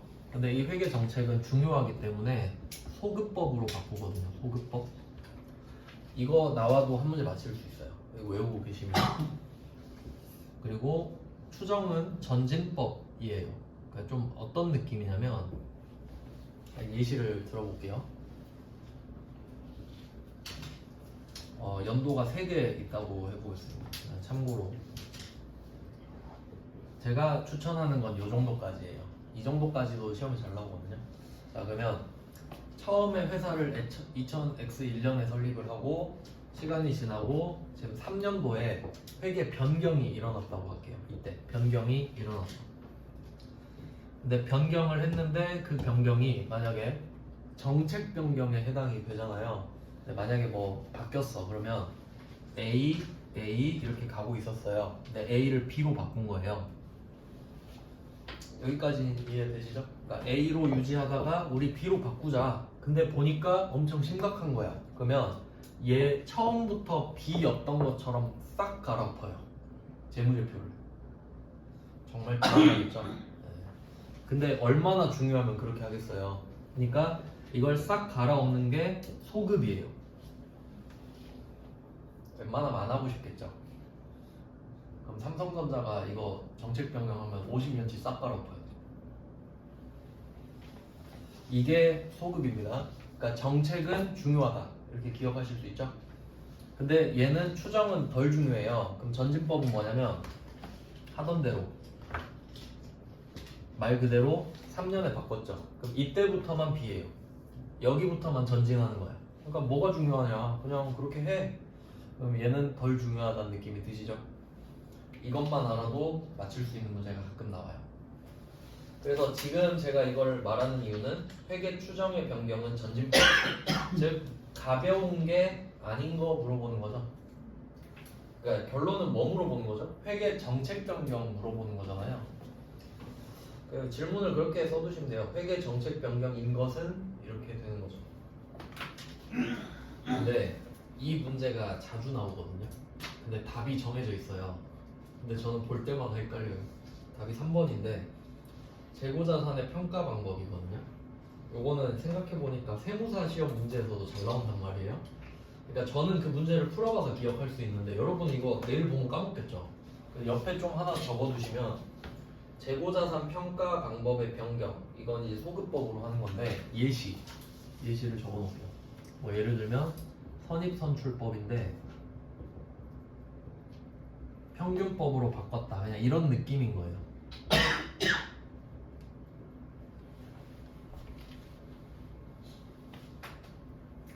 이렇게 하나 써두세요 옆에. 그래도 외울 수 있으면 좋잖아요. 왜냐면 맨날 이렇게 나오거든요. 나오면 답이 맨날 이거였어요. 그건 기억해요. 그러면 이게 뭔 내용인지 보면은 중요한 거는 평가예요. 평가. 왜냐면 그 여러분 재고자산 안 배웠구나. 안 알려줬구나. 그러니까 평가는 가격이잖아요. 재고자산은 수량 평가도 있고 단가 평가도 있거든요. 근데 수량이 아니라 가격이에요. 가격은 중요한가 보지. 그래서 가격을 바꾸게 되면은 이 방법으로 바꾸잖아요. 그러면 처음부터 평균법으로 썼으면 어땠어? 라고 다 바꾼다 이 말이지. 뭐 그런 말이에요. 중요도는 그렇게 높지는 않습니다. 4번으로 가볼게요. 이건 꼭 맞히셔야 되는 문제입니다. 4번 다음 중 자본에 대한 설명으로 기하는 것은 자본이 이제 보통 한 문제 정도 나오는 것 같아요. 하나씩 보겠습니다. 1번 유상증자. 유상증자는 돈 받고 주식을 판 겁니다. 이때 주식이 할인 발행되면 싸게 판 거죠. 자, 이때 자본도 안 배웠구나. 그럼 대충 간단하게 야매로 좀 알려드릴게요.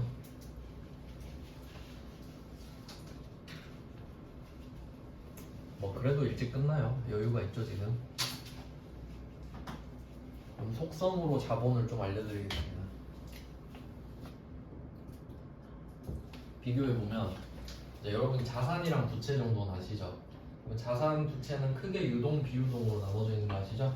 그래서 자산, 부채는 공부하기가 편하단 말이에요. 그러니까 그냥 뭐 내년까지냐 아니냐 이렇게 구분하니까. 근데 자본은 자본 들어오면 갑자기 난리 나죠. 자본은 갑자기 자본거래, 그다음에 손익거래 이렇게 가버립니다. 이렇게 두 개로 바뀌어버려요.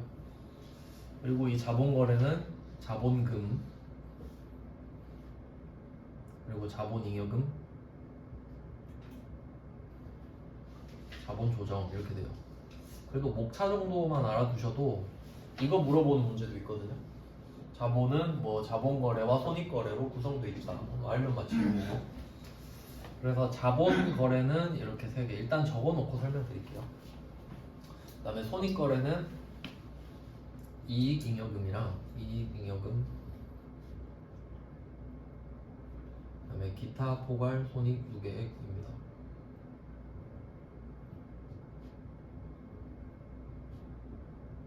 총 5개가 되겠네요.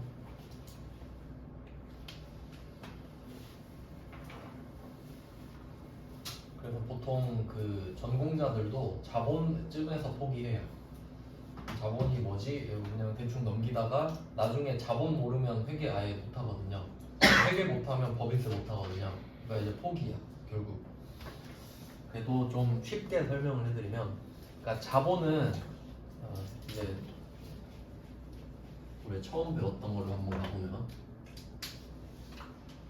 자 BS입니다. 재무상태표. 자산, 부채, 자본. 자본 이렇게 있는 거예요. 자, 그러면 자본 거래는 뭐냐면 투자 받은 거예요. 주주한테 투자 받은 거. 그러니까 이거를 다른 말로 하면 주주와의 거래 이렇게 말할 수도 있어요.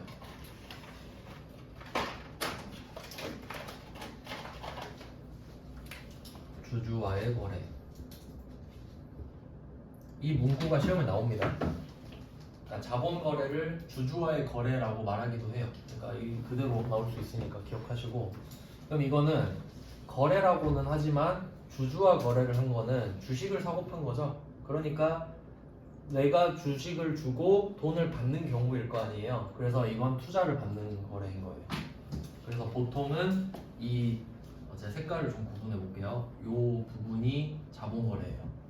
처음에 회사 설립할 때 투자 받고 시작할 수 있죠. 그러니까 이 부분이 자본 거래. 여러분이 투자를 많이 받을수록 자산이 많아지겠죠. 그러니까 이 투자를 받았다는 거는 안 갚아도 되는 돈이 늘어나는 거잖아요. 그러니까 자본이 늘면 자산도 늘죠. 그러면 자산이 늘수록 돈을 많이 벌 확률도 높아지죠. 그러면 자산이 많으면 수익도 많이 낼 확률이 높죠. 그럼 옆에서 수익 비용을 퉁쳐가지고 이익이 일로 들어오겠죠. 그러면 이때 수익이랑 비용을 퉁쳐가지고 이익이 이쪽으로 들어옵니다. 이익이 일로 들어오겠죠. 그럼 요 파란 색깔 있잖아요. 요게 손익거래. 손익은 수익과 비용이니까 장사해서 번 돈이란 소리예요. 그럼 투자받은 것도 내 돈이고 그 돈으로 번 돈도 내 돈이죠. 그러니까 배당은 주주한테 그 고마움을 표시하는 거죠. 네가 투자해준 돈으로 내가 돈 벌었으니까 다시 나눠줄게. 이게 배당이에요. 자, 뭐 이런 느낌입니다. 대충은 좀 감이 오시죠? 이 정도. 그래서 이름 보시면 이 손익거래가 파란색인데 이익잉여금 있죠. 그러니까 이 이익이 들어오는 칸이 이익잉여금인 거죠. 이익이 쌓여 있으니까. 그러니까 작년 거도 쌓여 있고 올해 거도 쌓여 있고 하겠죠 여기에. 그러니까 이거 배당은 언제 해줘도 상관없는 거예요. 자, 근데 이거 기타 포괄 손익 누계 이거 혹시 안 들어보셨나요? 너무 오래됐나? 이익잉여금은 수익과 비용, 네트 인컴입니다. 이익이에요, 이익. 그다음에 기타 포괄 손익 누계가 OCI라고 하거든요. Other Comprehensive Income 해서 그러니까 진짜 수익은 아니에요. 가짜 수익이야. 그래서 이게 보통 뭐냐면 평가손익. 평가손익 한번 생각해 보세요.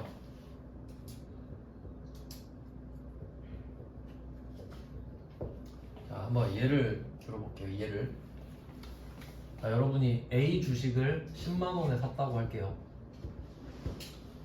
A 주식을 10만원에 샀어요. 근데 이 주식이 오늘 보니까 11만원이야. 그럼 확실히 만원이 늘었죠, 자산이. 그러면 자산이 늘었단 말이에요. 그럼 부채가 늘거나 자본이 늘겠죠. 근데 지금 부채가 늘어요? 그럴 리는 없죠. 내 주식 값이 올랐으니까. 그러면 부채로 늘 리는 없고 자본이 늘어야 되거든요. 근데 이게 실현이 된 거예요. 나한테 지금 만원이 생겼어요? 그건 아니죠. 그러니까 가짜 손익으로 넣는 거야. 그러니까 수익과 비용은 진짜 돈을 번 거잖아요. 그러니까 예를 들어 이걸 11만원에 여러분이 팔았다고 합시다. 그럼 만원이 수익이 잡히겠죠. 그럼 그거를 1년 동안 모아서 수익과 비용을 퉁쳐서 이익잉여금으로 넣는단 말이에요. 진짜 번 돈이니까. 근데 평가한 거는 가짜로 번 돈이죠. 그러니까 여기다 넣어버린다고. 기타 포괄 손익 누계에다가. 그러니까 말 그대로 기타 포괄이지. 가격 오른 것도 크게 보면 기분 좋은 거 아니냐 이 말이에요. 근데 판 건 진짜 돈 번 거죠. 그래서 회계는 이걸 나눕니다. 그러니까 둘 다 손익이긴 한데 얜 진짜 얜 가짜 이렇게 나누겠다는 거예요. 뭐 이런 내용이 있어요. 그럼 한번 생각해 보세요. 배당을 뭘로 할 수 있을지. 배당은 번 돈으로 해야 되죠. 그러니까 예를 들어서 여러분이 내가 주주한테 주식을 팔고 돈을 벌었어요. 이게 자본거래겠죠.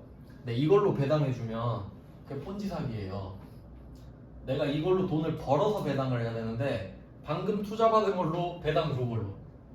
그게 폰지 사기죠. 사기야 사기. 그러니까 이 부분은 절대 까먹으면 안 돼요. 그래서 그 말 중에 시드먼이라고 들어보셨죠? 씨앗이거든요. 그러니까 농부가 씨앗을 먹으면 안 되잖아요. 이걸로 농사를 해서 이제 많이 키워야지. 그래서 이 자본거래 부분으로는 배당을 할 수가 없어요. 투자받은 거니까. 그리고 손익거래로 가보세요. 이 기타 포괄 손익 누계액은 가짜라 그랬죠. 이걸로 배당할 수 있겠어요? 안 되지. 그럼 할 수 있는 거는 얘밖에 없는 겁니다. 그래서 배당할 때 보면은 미처분 이익잉여금 이렇게 나오는 거예요. 그래서 뭐 이 정도는 아셔야 돼. 그래도 이 정도 뭐 야매치고는 그래도 잘 알려주는 거죠. 자, 그럼 이 아래쪽은 그런 느낌이고, 자 이제 위쪽으로 가잖아요. 자, 그럼 우리가 주식을 팔았어. 그냥 삼성전자로 예를 들어봅시다. 삼성전자는 한 주당 액면 금액이 100원이에요. 그러면 이 자본금은 뭘 적는 거냐면 액면 금액만 적어요. 그러니까 정확히 말하면 액면 금액 곱하기 발행 주식 수가 되겠죠.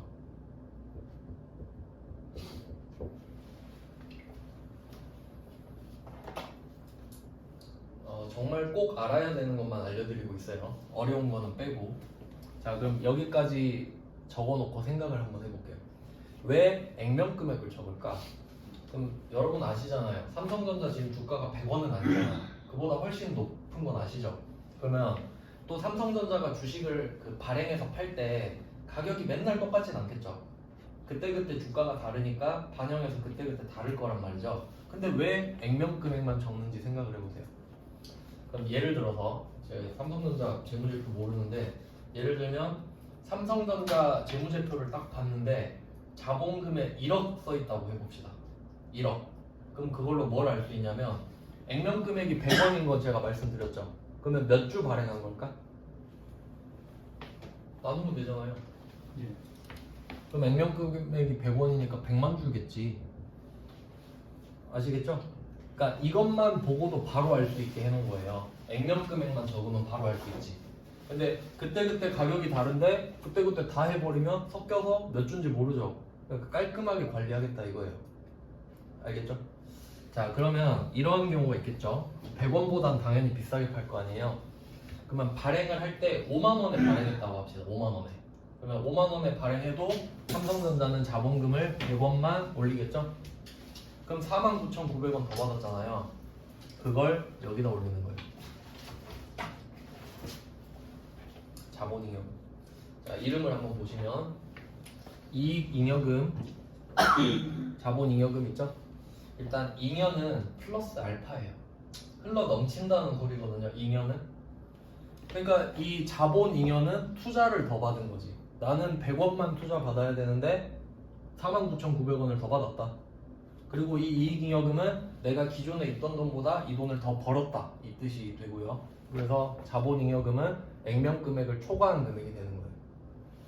그래도 기초적인 붕괴는 아시잖아요. 그래서 이렇게 되고, 그럼 자본 조정은 뭐냐면, 이게 이름이 좀 애매한데 잉여는 무조건 플러스의 뜻이 있어요. 무조건. 근데 이게 그림으로 그려보면 이렇게 박스가 있다고 치면 자본금이 여기 한 덩어리가 있고 자본잉여금이 한 덩어리가 있고, 자 그러면 필연적으로 나머지가 자본 조정이 돼요. 그러니까 이름이 왜 조정이냐면 원래는 그 마이너스가 와야 되잖아요. 여기에 플러스가 있으니까. 그럼 플러스 마이너스인데 결국 자본 조정까지 있어야 자본 거래가 조정이 돼서 맞춰진다는 뜻이에요. 그러니까 의미상으로는 그런데 결국 마이너스가 들어가게 되겠죠. 그래서 이런 느낌이 있습니다. 근데 또 무조건은 아니고요. 그래서 자본잉여금은 플러스만 있는데 자본 조정은 주로 마이너스가 들어요. 주로. 예외까지 설명하면 길어지니까. 근데 또 무조건이라 하면 안 되거든요. 그럼 이 정도 설명 드렸으면 문제 풀 수 있을 것 같은데 한번 볼게요. 자, 1번 유상증자 시 주식이 할인 발행됐다. 그러면 싸게 판 거예요. 그러면 빼야겠죠. 그럼 그게 자본 조정이다. 이렇게 되는 거예요. 그러면 혹시 주식 발행 초과금이다 하면 자본 잉여금으로 계산한다. 뭐 이렇게 나오겠죠. 그러니까 이 정도는 알고 계셔야 됩니다. 그 다음에 2번 신주 발행비는 단기 비용으로 처리한다? 아니에요. 비용이 아니라 제가 분계를 그냥 하나 보여드리겠습니다. 여러분도 그냥 분계를 하나 써두시면 좀 좋을 것 같은데 금액은 간단하게 할게요. 예를 들어서 주식을 발행을 하는데 자본금 액면 100원짜리 한 100개 했다고 하죠. 그냥 금액은 작게 할게요. 10,000원. 그 다음에 보통 예금은 한 15,000원 이 정도 해보겠습니다. 지금 뭐 금액 자체가 중요한 건 아니라서 그러면 10,000원짜리 주식을 15,000원에 발행을 한 겁니다. 그럼 이거는 할증 발행이에요. 초과 발행이라 할 수도 있고. 근데 이때 수수료가 또 든 거지.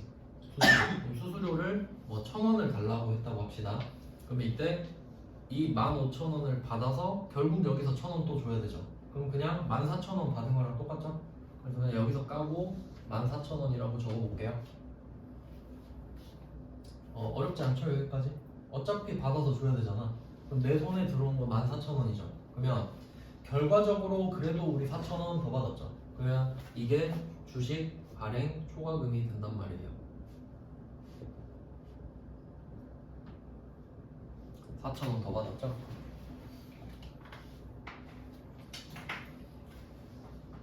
이 분계가 납득이 가시나요? 그러니까 원래 15,000원 받는 거였는데 수수료 때문에 14,000원 더 받았다. 하지만 결과적으로 4,000원 더 받았다.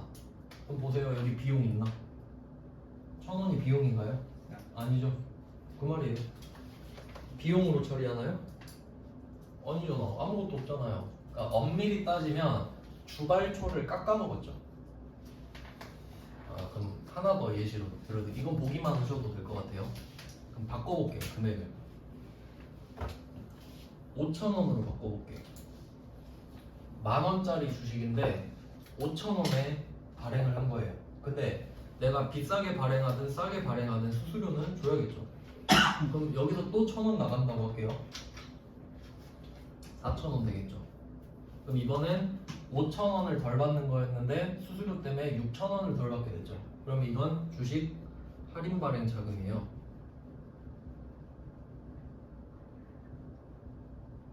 그럼 뭐 6,000원 되겠죠. 자 그럼 생각해 보세요. 원래는 5,000원이어야 되죠. 근데 수수료 때문에 1,000원 늘었죠. 그럼 이건 비용이 아니라 주식 할인 발행 자금에 가산된다. 이렇게 말할 수 있겠네. 그러니까 두 가지 방향이 있는 거예요. 주식 할인 발행 자금을 더 크게 만들거나 아니면 주식 발행 초과금을 줄이겠지. 그러니까 비용은 아니란 소리입니다. 즉 자본에 영향을 준다는 거죠. 그래서 주식 발행할 때 수수료는 비용이 아니라 자본에 영향을 미친다. 이렇게 보시면 됩니다. 답에는 발행 대금에서 차감한다라고 돼 있어요. 그냥 발행 대금에서 차감한다. 덜 받았으니까. 그 다음에 3번 주식 분할. 이건 그냥 상식적으로 알아두세요. 주식 분할은 예를 들어 우리 회사가 주식을 100주 갖고 있는데 한 주를 두 주로 쪼개겠대요. 그럼 100주가 200주 되겠죠. 네. 근데 그 외에 달라지는 게 뭐가 있겠어요? 주식 갑자기 돈이 막 늘어나나? 아니죠. 똑같죠. 그러니까 이런 느낌이에요. 그러니까 여러분이 지금 파이가 4등분 돼 있거든요. 근데 이거를 8등분으로 쪼개겠대. 쪼개볼게요. 더 많아졌나요? 아니요. 적어졌어요? 아니요. 아무 변화가 없죠. 그 말이에요. 주식 분할은 주식 수만 증가하지 파이 크기에는 영향을 미치지 않는다. 그 말입니다. 아주 상식적이죠. 그 다음은 4번. 이건 좀 말을 기억해 두시면 좋을 것 같은데 그 무상감자라고 있어요. 그러니까 1번은 유상증자죠. 유상증자는 돈을 받아서 자본금을 늘린다는 소리거든요. 유상증자 자본금 증가예요. 근데 무상감자는 반대로 무상 돈은 안 들이는데 자본금을 감소시키는 거겠죠. 그러니까 아예 둘이 반대인 거거든요. 근데 어쨌든 여기서 중요한 건 무상이에요. 무상을 표시해 주세요. 무상. 돈이 안 들었죠? 돈이 안 들었어. 그리고 옆으로 가보시면 형식적 감자라 써있죠. 형식 표시야. 형식적. 그러니까 하긴 해요. 감자를 하긴 하거든요. 그러니까 뭐 감자가 뭔지 모르겠지만 그 소각이 대표적인데 어쨌든 그 내가 주식을 감자를 하는데 돈이 안 든 거예요. 그럼 이건 의미가 있냐? 돈이 왔다 갔다 하지 않았는데. 그래서 비교해서 하나 써두시면 무상감자 밑에다 유상 하나 써두시고 유상. 무상감자도 있겠죠. 그럼 혹시 문제에서 유상감자라고 말하면 걔는 실질적 감자입니다. 실질적 감자. 왜냐면 돈이 진짜로 늘거나 줄거나 했을 테니까. 그래서 뭐 무상은 형식적이다. 이 정도 그냥 기억해 두시면 될 것 같아요. 자세한 상황은 몰라도 돈이 왔다 갔다 하지 않았으니까. 그 다음은 5번으로 가보겠습니다. 요건 좀 쉬운 문제네요. 자, 기말 재고 자산에 포함하는 거. 기말 재고 자산에 포함하는 거. 이건 쉽게 말하면 뭐냐면 안 팔린 거 찾는 거예요. 안 팔려야 내 기말 재고죠. 안 팔린 거 찾아볼게요. 자, 첫 번째 거. 반품률이 높은데, 그러니까 높은 건 알아. 근데 몇 퍼센트인지 모르겠어. 이런 느낌이죠. 그럼 이거는 일반 물건이랑 똑같죠. 고객이 오케이 할 때까지 기다릴 수밖에 없겠죠. 그래서 얘는 시용 판매랑 똑같아요. 그러니까 반품률이 높은데 반품률을 모르는 경우 있죠. 두 번째 시용 판매 써 있는데 둘이 똑같아요. 상식적으로 반품률을 모르는데 그럼 기다려야죠. 근데 시용 판매도 똑같죠. 보내놓고 얘가 오케이 할 때까지 기다려야 되죠. 그러니까 똑같은 거예요. 자, 그럼 첫 번째는 하나도 판 게 아니죠. 그럼 200만 원 다 내 겁니다. 첫 번째 거는 고객이 오케이 안 했기 때문에. 자, 두 번째 물건 지금 보내놨어요. 300만 원. 근데 그 중에 오케이 한 게 100이죠. 예. 그럼 나머지 200은 내 거죠. 네, 안 팔린 거니까 그렇게 해석하셔야 된다고요. 그다음 세 번째 담보로 제공한 저당 상품. 이건 내 겁니다. 담보로 제공했다고 하니까 뭔가 준 느낌이 드는데 주는 거 아니에요. 서류상으로만 저당 잡혔다 이런 느낌인 거지 내가 돈을 안 갚아야 그 담보가 찍게 되는 겁니다. 그러니까 내 거예요. 내 거. 예. 그다음 네 번째 이거 시험에 잘 나옵니다. 선적지 인도 조건 대입한 거. 자, 선적지 인도 조건 같은 경우는 이거 그냥 간단하게 그림 딱 하나 그리면 되는데, 자, A, B가 있습니다. A는 물건을 팔고 B는 물건을 삽니다. 자, 이런 상황이에요. 근데 일단 물건을 사는지 파는지 볼까요? 매입이라 써있죠. 매입. 매입 표시하세요. 매입. 그럼 우리는 B죠. 여기까지 안 어렵죠? 그 다음에 선적지 인도 조건은 A가 나한테 물건을 팔잖아요. A가 지 나라에서 선적을 하겠죠?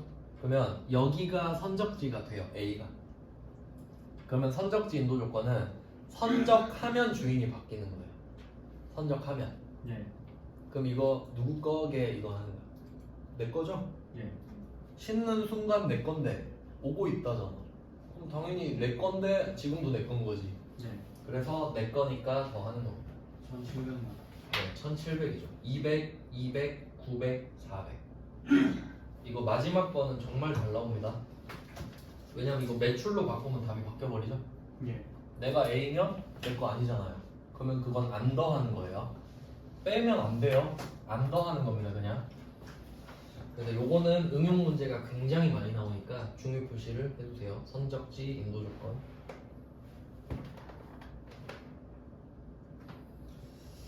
네, 그러면 이제 그리고 그 좀 자세히 말씀드리면 5번 문제에서는 문제에서 포함하면 이렇게 물어봤거든요. 포함해야 할 거를 물어보고 있죠. 그러니까 컨셉이 뭐냐면 지금 여러분이 12월 31일인데 창고에 있는 물건을 눈으로 볼 수 있죠. 그러니까 그건 확인을 했단 말이에요. 근데 지금 배 타고 오고 있는 건 창고에 없죠. 그러니까 그런 것만 확인해서 지금 더 하는 겁니다. 뭐 그런 느낌이에요. 그러니까 상황은 이해하셔야 되니까. 그러니까 당연히 기말 재고에 포함이 안 돼 있으니까 포함을 새로 하는 겁니다. 그 다음 이제 원가네요. 원가 우리 어제 열심히 한 건데 한번 얼마나 맞출 수 있나 한번 볼까요? 자, 원가에 대한 설명으로 옳지 않은 것을 찾아라. 일단 1번 조업도가 증가해요. 일을 많이 합니다. 변동원가, 단위당 변동원가는 일정한 거 맞죠? 최저시급은 똑같아요 항상. 근데 단위당 고정원가는 감소했죠. 이거 굉장히 중요한 문구죠. 1번은 맞고, 그 다음 2번 제조원가는 직제, 직노, 재간 DM, DL, OH 맞죠? 뭐 그냥 무난한데. 그 다음에 3번 보너스 문제네요. 가공원가는 직제랑 직노인가요? 직노랑 재간이지. 뒤에 두 개지. 뒤에 두 개. 가공 전환원가는 직노랑 재간입니다. 직접 노무원가랑 제조간접 원가. 그럼 이거를 앞에 가공원가를 뭐 기초원가로 바꾸면 맞는 말이 될 수 있겠죠. 근데 이거 완전 보너스 문제잖아요. 완전 원가인데 계산 하나도 없고. 그 다음에 4번 고정원가랑 조업도 수준에 관계없이 총원가가 일정해야 되죠. 그러니까 총원가는 일정한데 단위당 고정원가는 감소하죠. 네, 그런 내용입니다. 그 다음에 7번 이것도 쉬운 문제네요. 7번은 답이 4번이거든요. 바로 한번 볼게요. 7번의 4번은 기말 제공품의 평가 문제가 발생하지 않는다. 자, 기말 제공품을 평가한다는 게 완성품을 환산하는 거라고 말씀을 드렸거든요. 그럼 완성품 환산은 어떻게 가능하냐? 대량 생산이니까. 똑같은 물건이니까 그냥 갖다 붙이면 되는 거죠. 자, 근데 뭐라고 써있나 보세요. 앞에 종합원가 계산은 발생하지 않는다고? 종합원가 계산은 해야죠. 종합원가 계산이니까 가능하죠. 그래서 4번이 틀린 거예요. 그럼 나머지도 한번 볼게요. 나머지 7번에 1번은 개별적으로 원가를 추적한다. 이거 맞는 말이죠. 개별은 하나하나 돈 쓰면서 적잖아요. 공정별로 통제하기는 어렵지. 그러니까 공정은 대량 생산이에요. 공정은. 그러니까 개별 원가 계산에는 공정이란 말이 나오면 안 됩니다. 그래서 틀린 거예요. 그러니까 원가를 통제하기가 어렵다라는 게 아니라 공정별로 원가를 통제하는 건 불가능하죠. 그러지 않으니까. 그 다음에 2번 평균법은 기초 제공품이 만들어져 있는 것까지 다시 새로 만든다고 가정을 하는 거였고요. 그 다음에 3번 이건 중요 표시할게요. 7번을 한번 제가 이거 말씀드렸죠. 평균법이랑 선입선출법에 따라 양이 달라지는데 그 이유가 기초 제공품 때문이라고 말씀드렸거든요. 그렇기 때문에 기초 제공품이 없다면 어떤 방법을 써도 차이가 없다. 이거 진짜 중요한 거죠. 그냥 외워놓으면 보너스 문제입니다. 그러니까 적어도 3번은 옳은 거잖아요. 네, 그렇게 참고하시면 되겠습니다. 그 다음은 8페이지입니다. 아니 8번입니다. 8번도 쉬운 문제입니다. 상단직 기억나시나요? 상단직. 자, 하나씩 볼게요. 상호배분법은 완전 반영하죠. 완전. 그래서 엄청 복잡하다고 말씀드렸어요. 그 다음 2번 단계배분법은 전혀 반영하지 않나요? 일부 반영하죠. 일부. 예. 한 번은 하잖아요. 처음에. 그 다음에 3번 직접배분법은 서로 쌩까니까 전혀 반영하지 않죠. 이거 완전 보너스 문제고. 그 다음에 4번은 이것도 제가 강조했죠.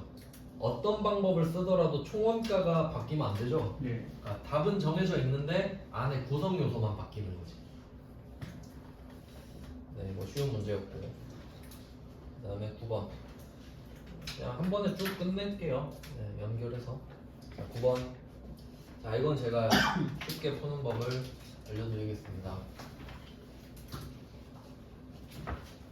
이거 원래 진짜 어려워하는 문제거든요. 자, 9번 문제는 어떻게 푸냐면, 자, 당월 지급액 10만원 이렇게 써있죠. 저는 이거를 현금으로 지급했다고 하고 대변에 현금 10만원 이렇게 쓸게요. 여기까지는 이해되시죠? 예. 10만원 지급했잖아요. 그럼 뭐 보통 예금이든 현금이든 나갔겠지. 10만원. 자, 그리고 여기서 말을 하고 있는 전월 미지급액 그리고 당월 미지급액 돼 있죠. 그럼 한번 생각해봐요. 미지급액은 자산일까요? 부채일까요? 부채겠죠? 그럼 부채인 거야. 그러면 전기 거랑 그러니까 전월이랑 당월이랑 비교하면 돼요. 자, 한번 보세요. 전월 미지급액이 3만 원이었죠. 당월 미지급액은 2만 원이죠. 그럼 부채인데 어떻게 됐어요? 줄었죠. 부채가 10,000원 줄었죠. 그러면 부채의 감소는 차변이죠. 자, 그러면 미지급액 이렇게 쓰면 되겠죠.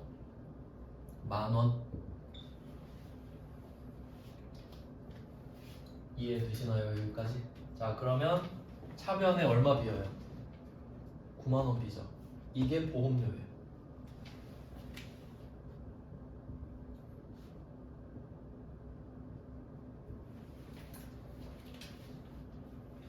뭐 쉬운 방법이 있으면 이거 써야 되죠. 근데 이거 모르면 진짜 어려워하거든요. 자, 그러면 일단 여기서 또 끝내면 안 돼요. 자, 보험료라는 비용이 9만 원인 거 알았죠? 근데 이게 끝이 아닌 이유가 이 중에 80%가 제조 부분이에요. 자, 그럼 뭐 물어보는지 볼까요? 제조 간접 원가로 계산하려면 당연히 제조 부문이죠. 그럼 어떻게 해야겠어요? 9만 원 곱하기 80%. 그럼 답 나오나요? 다 구해놓고 4번 찍으면 안 돼요. 신나가지고 2번이죠. 98에 72. 그러니까 함정 걸어놓은 거지. 아주 좋은 문제라고 생각해요.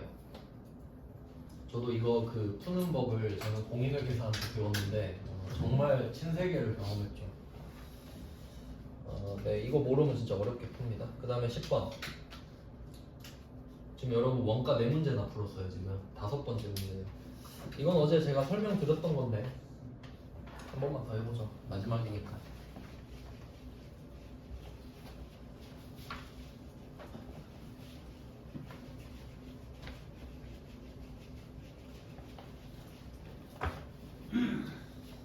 자, 두 개를 비교하는 문제고요. 가공 원가만 물어보지만 우리는 공부를 해야 되니까 재료비랑 다 보여드리겠습니다. 어제 했던 건데 제공품 300.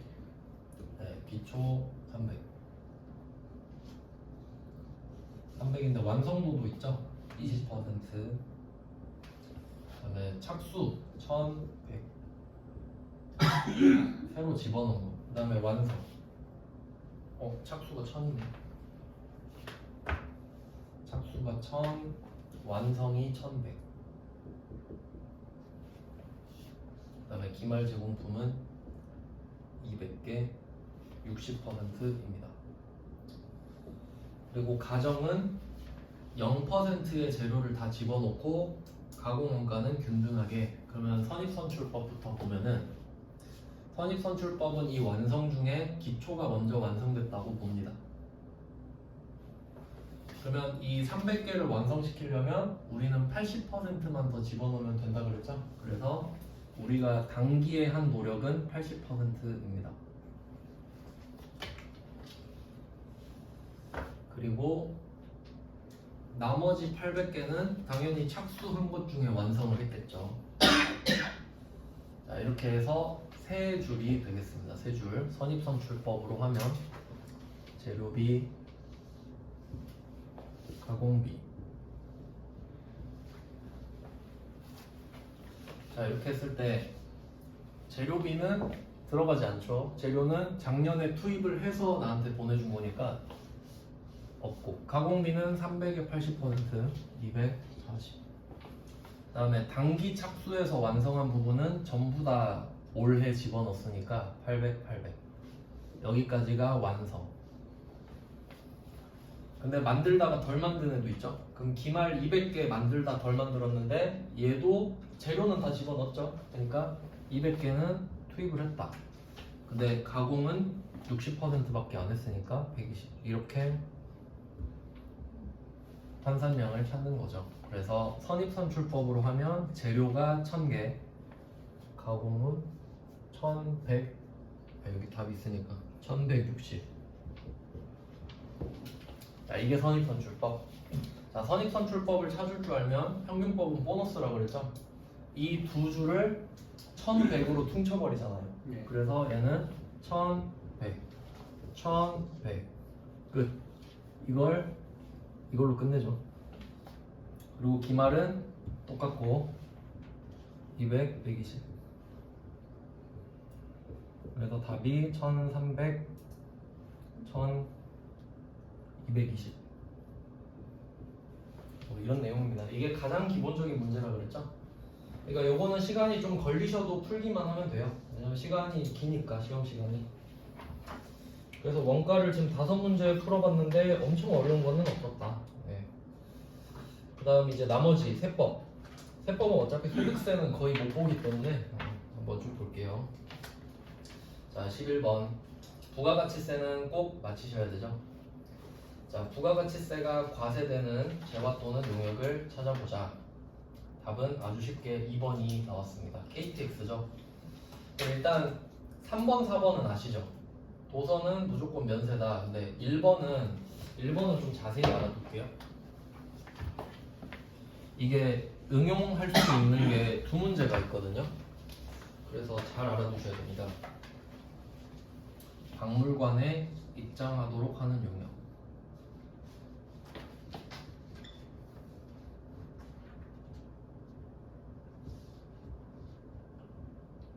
요거를 두 가지로 분석할 수가 있는데, 첫 번째는 입장하도록 하는 용역 있죠. 이것만 표시를 해가지고 얘는 세금계산서 발급 불가능합니다. 이 용역을 제공하고 있으면 세금계산서 발급이 불가능해요. 그러니까 뭐 뭔지는 모르겠는데 아마 시험 문제에서 나왔던 게 그 뭐 놀이공원 입장 이런 것들 있죠. 그럼 이런 거는 세금계산서 발급을 못하게 해놓은 겁니다. 즉 영수증밖에 못 받는 거죠. 자, 근데 문제는 뭐냐면 박물관이 나왔죠. 박물관은 면세예요.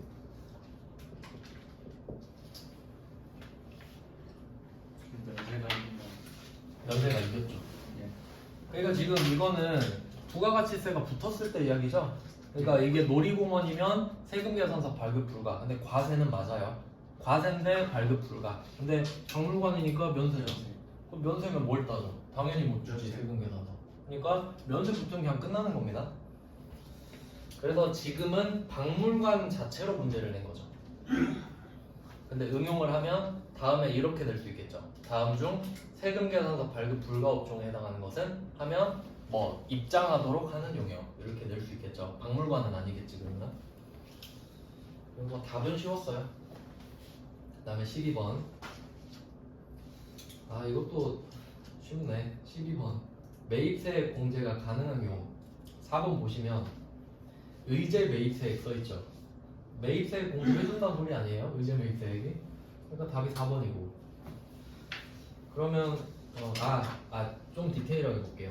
제조업 표시하시고 제조업 그리고 농민 표시하시면 돼요. 참고로 이렇게 써놓을게요. 비교해서 음식점업 써놓으세요. 음식점업. 기억나실지 모르겠네. 그러니까 의제매입세 공제 대상이 거의 제조업 아니면 음식점업으로 제한되거든요. 근데 제조업은 농민은 우리한테 증빙 못 주죠. 예. 근데도 돼. 근데 음식점업은 농민한테 산 거 인정 안 해줍니다. 그 시험에 나올 수 있어요. 그러니까 그것 때문에 낸 건데 의제매입세액만 보고 찍어도 정답이 됐죠. 그래서 음식점업은 농민한테 산 거 안 된다. 이것까지 정확히 알아두세요. 시험 문제로 나옵니다. 제조업이니까 되는 거예요. 이거 어렵게 내면 많이 틀리겠네요. 그러니까 지금 여기에 음식점업으로 바꾸면 4번은 답이 아닌 거예요. 세액공제 못 받는 거니까. 나머지는 뭐 1번 면세사업은 당연히 안 되고 2번 기업 업무 추진도 안 되고 3번 토지의 형질 변경 이건 자본적 지출이라서 안 되죠. 참고로 토지의 수익적 지출은 됩니다. 근데 그렇게 내지는 않습니다. 근데 문구로 하면 맞힐 수 있어야 돼요. 그 다음에 13번 요거는 이 문제가 좀 잘 나오니까 그래도 좀 생각을 해보겠습니다. 이게 원천징수 근로소득자 이야기 하는 건데 이게 기간을 잘 써드릴 테니까 외우시면 좋을 것 같아요. 좀 자주 나오거든요. 두 개로 나눕니다. 첫 번째가 1월부터 11월, 그리고 두 번째가 12월. 이렇게 나눠요.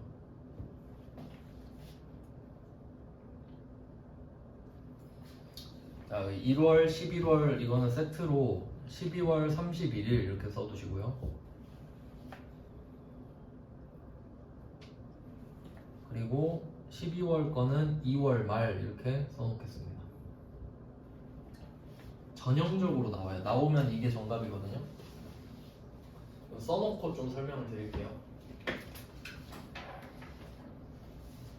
그러니까 이게 소득세법인데 만약에 회사가 월급 밀릴 수도 있잖아요. 그러면 그래도 국세청은 세금 걷어야 되거든요. 그러니까 근로자가 월급을 못 받은 건 안타까운 일이긴 한데 국세청은 원래 이렇게 하는 거예요. 국세청은 너 원래 그때 월급 받아야 되잖아. 그럼 나한테 세금 내야 되잖아. 그러니까 일단 세금은 내. 이런 느낌이거든요. 그래서 혹시 내가 뭐 1월부터 11월까지 받아야 되는 월급을 12월 31일까지 못 받았잖아요. 그럼 이때 받은 걸로 쳐요. 그러니까 그 날짜를 적은 거예요.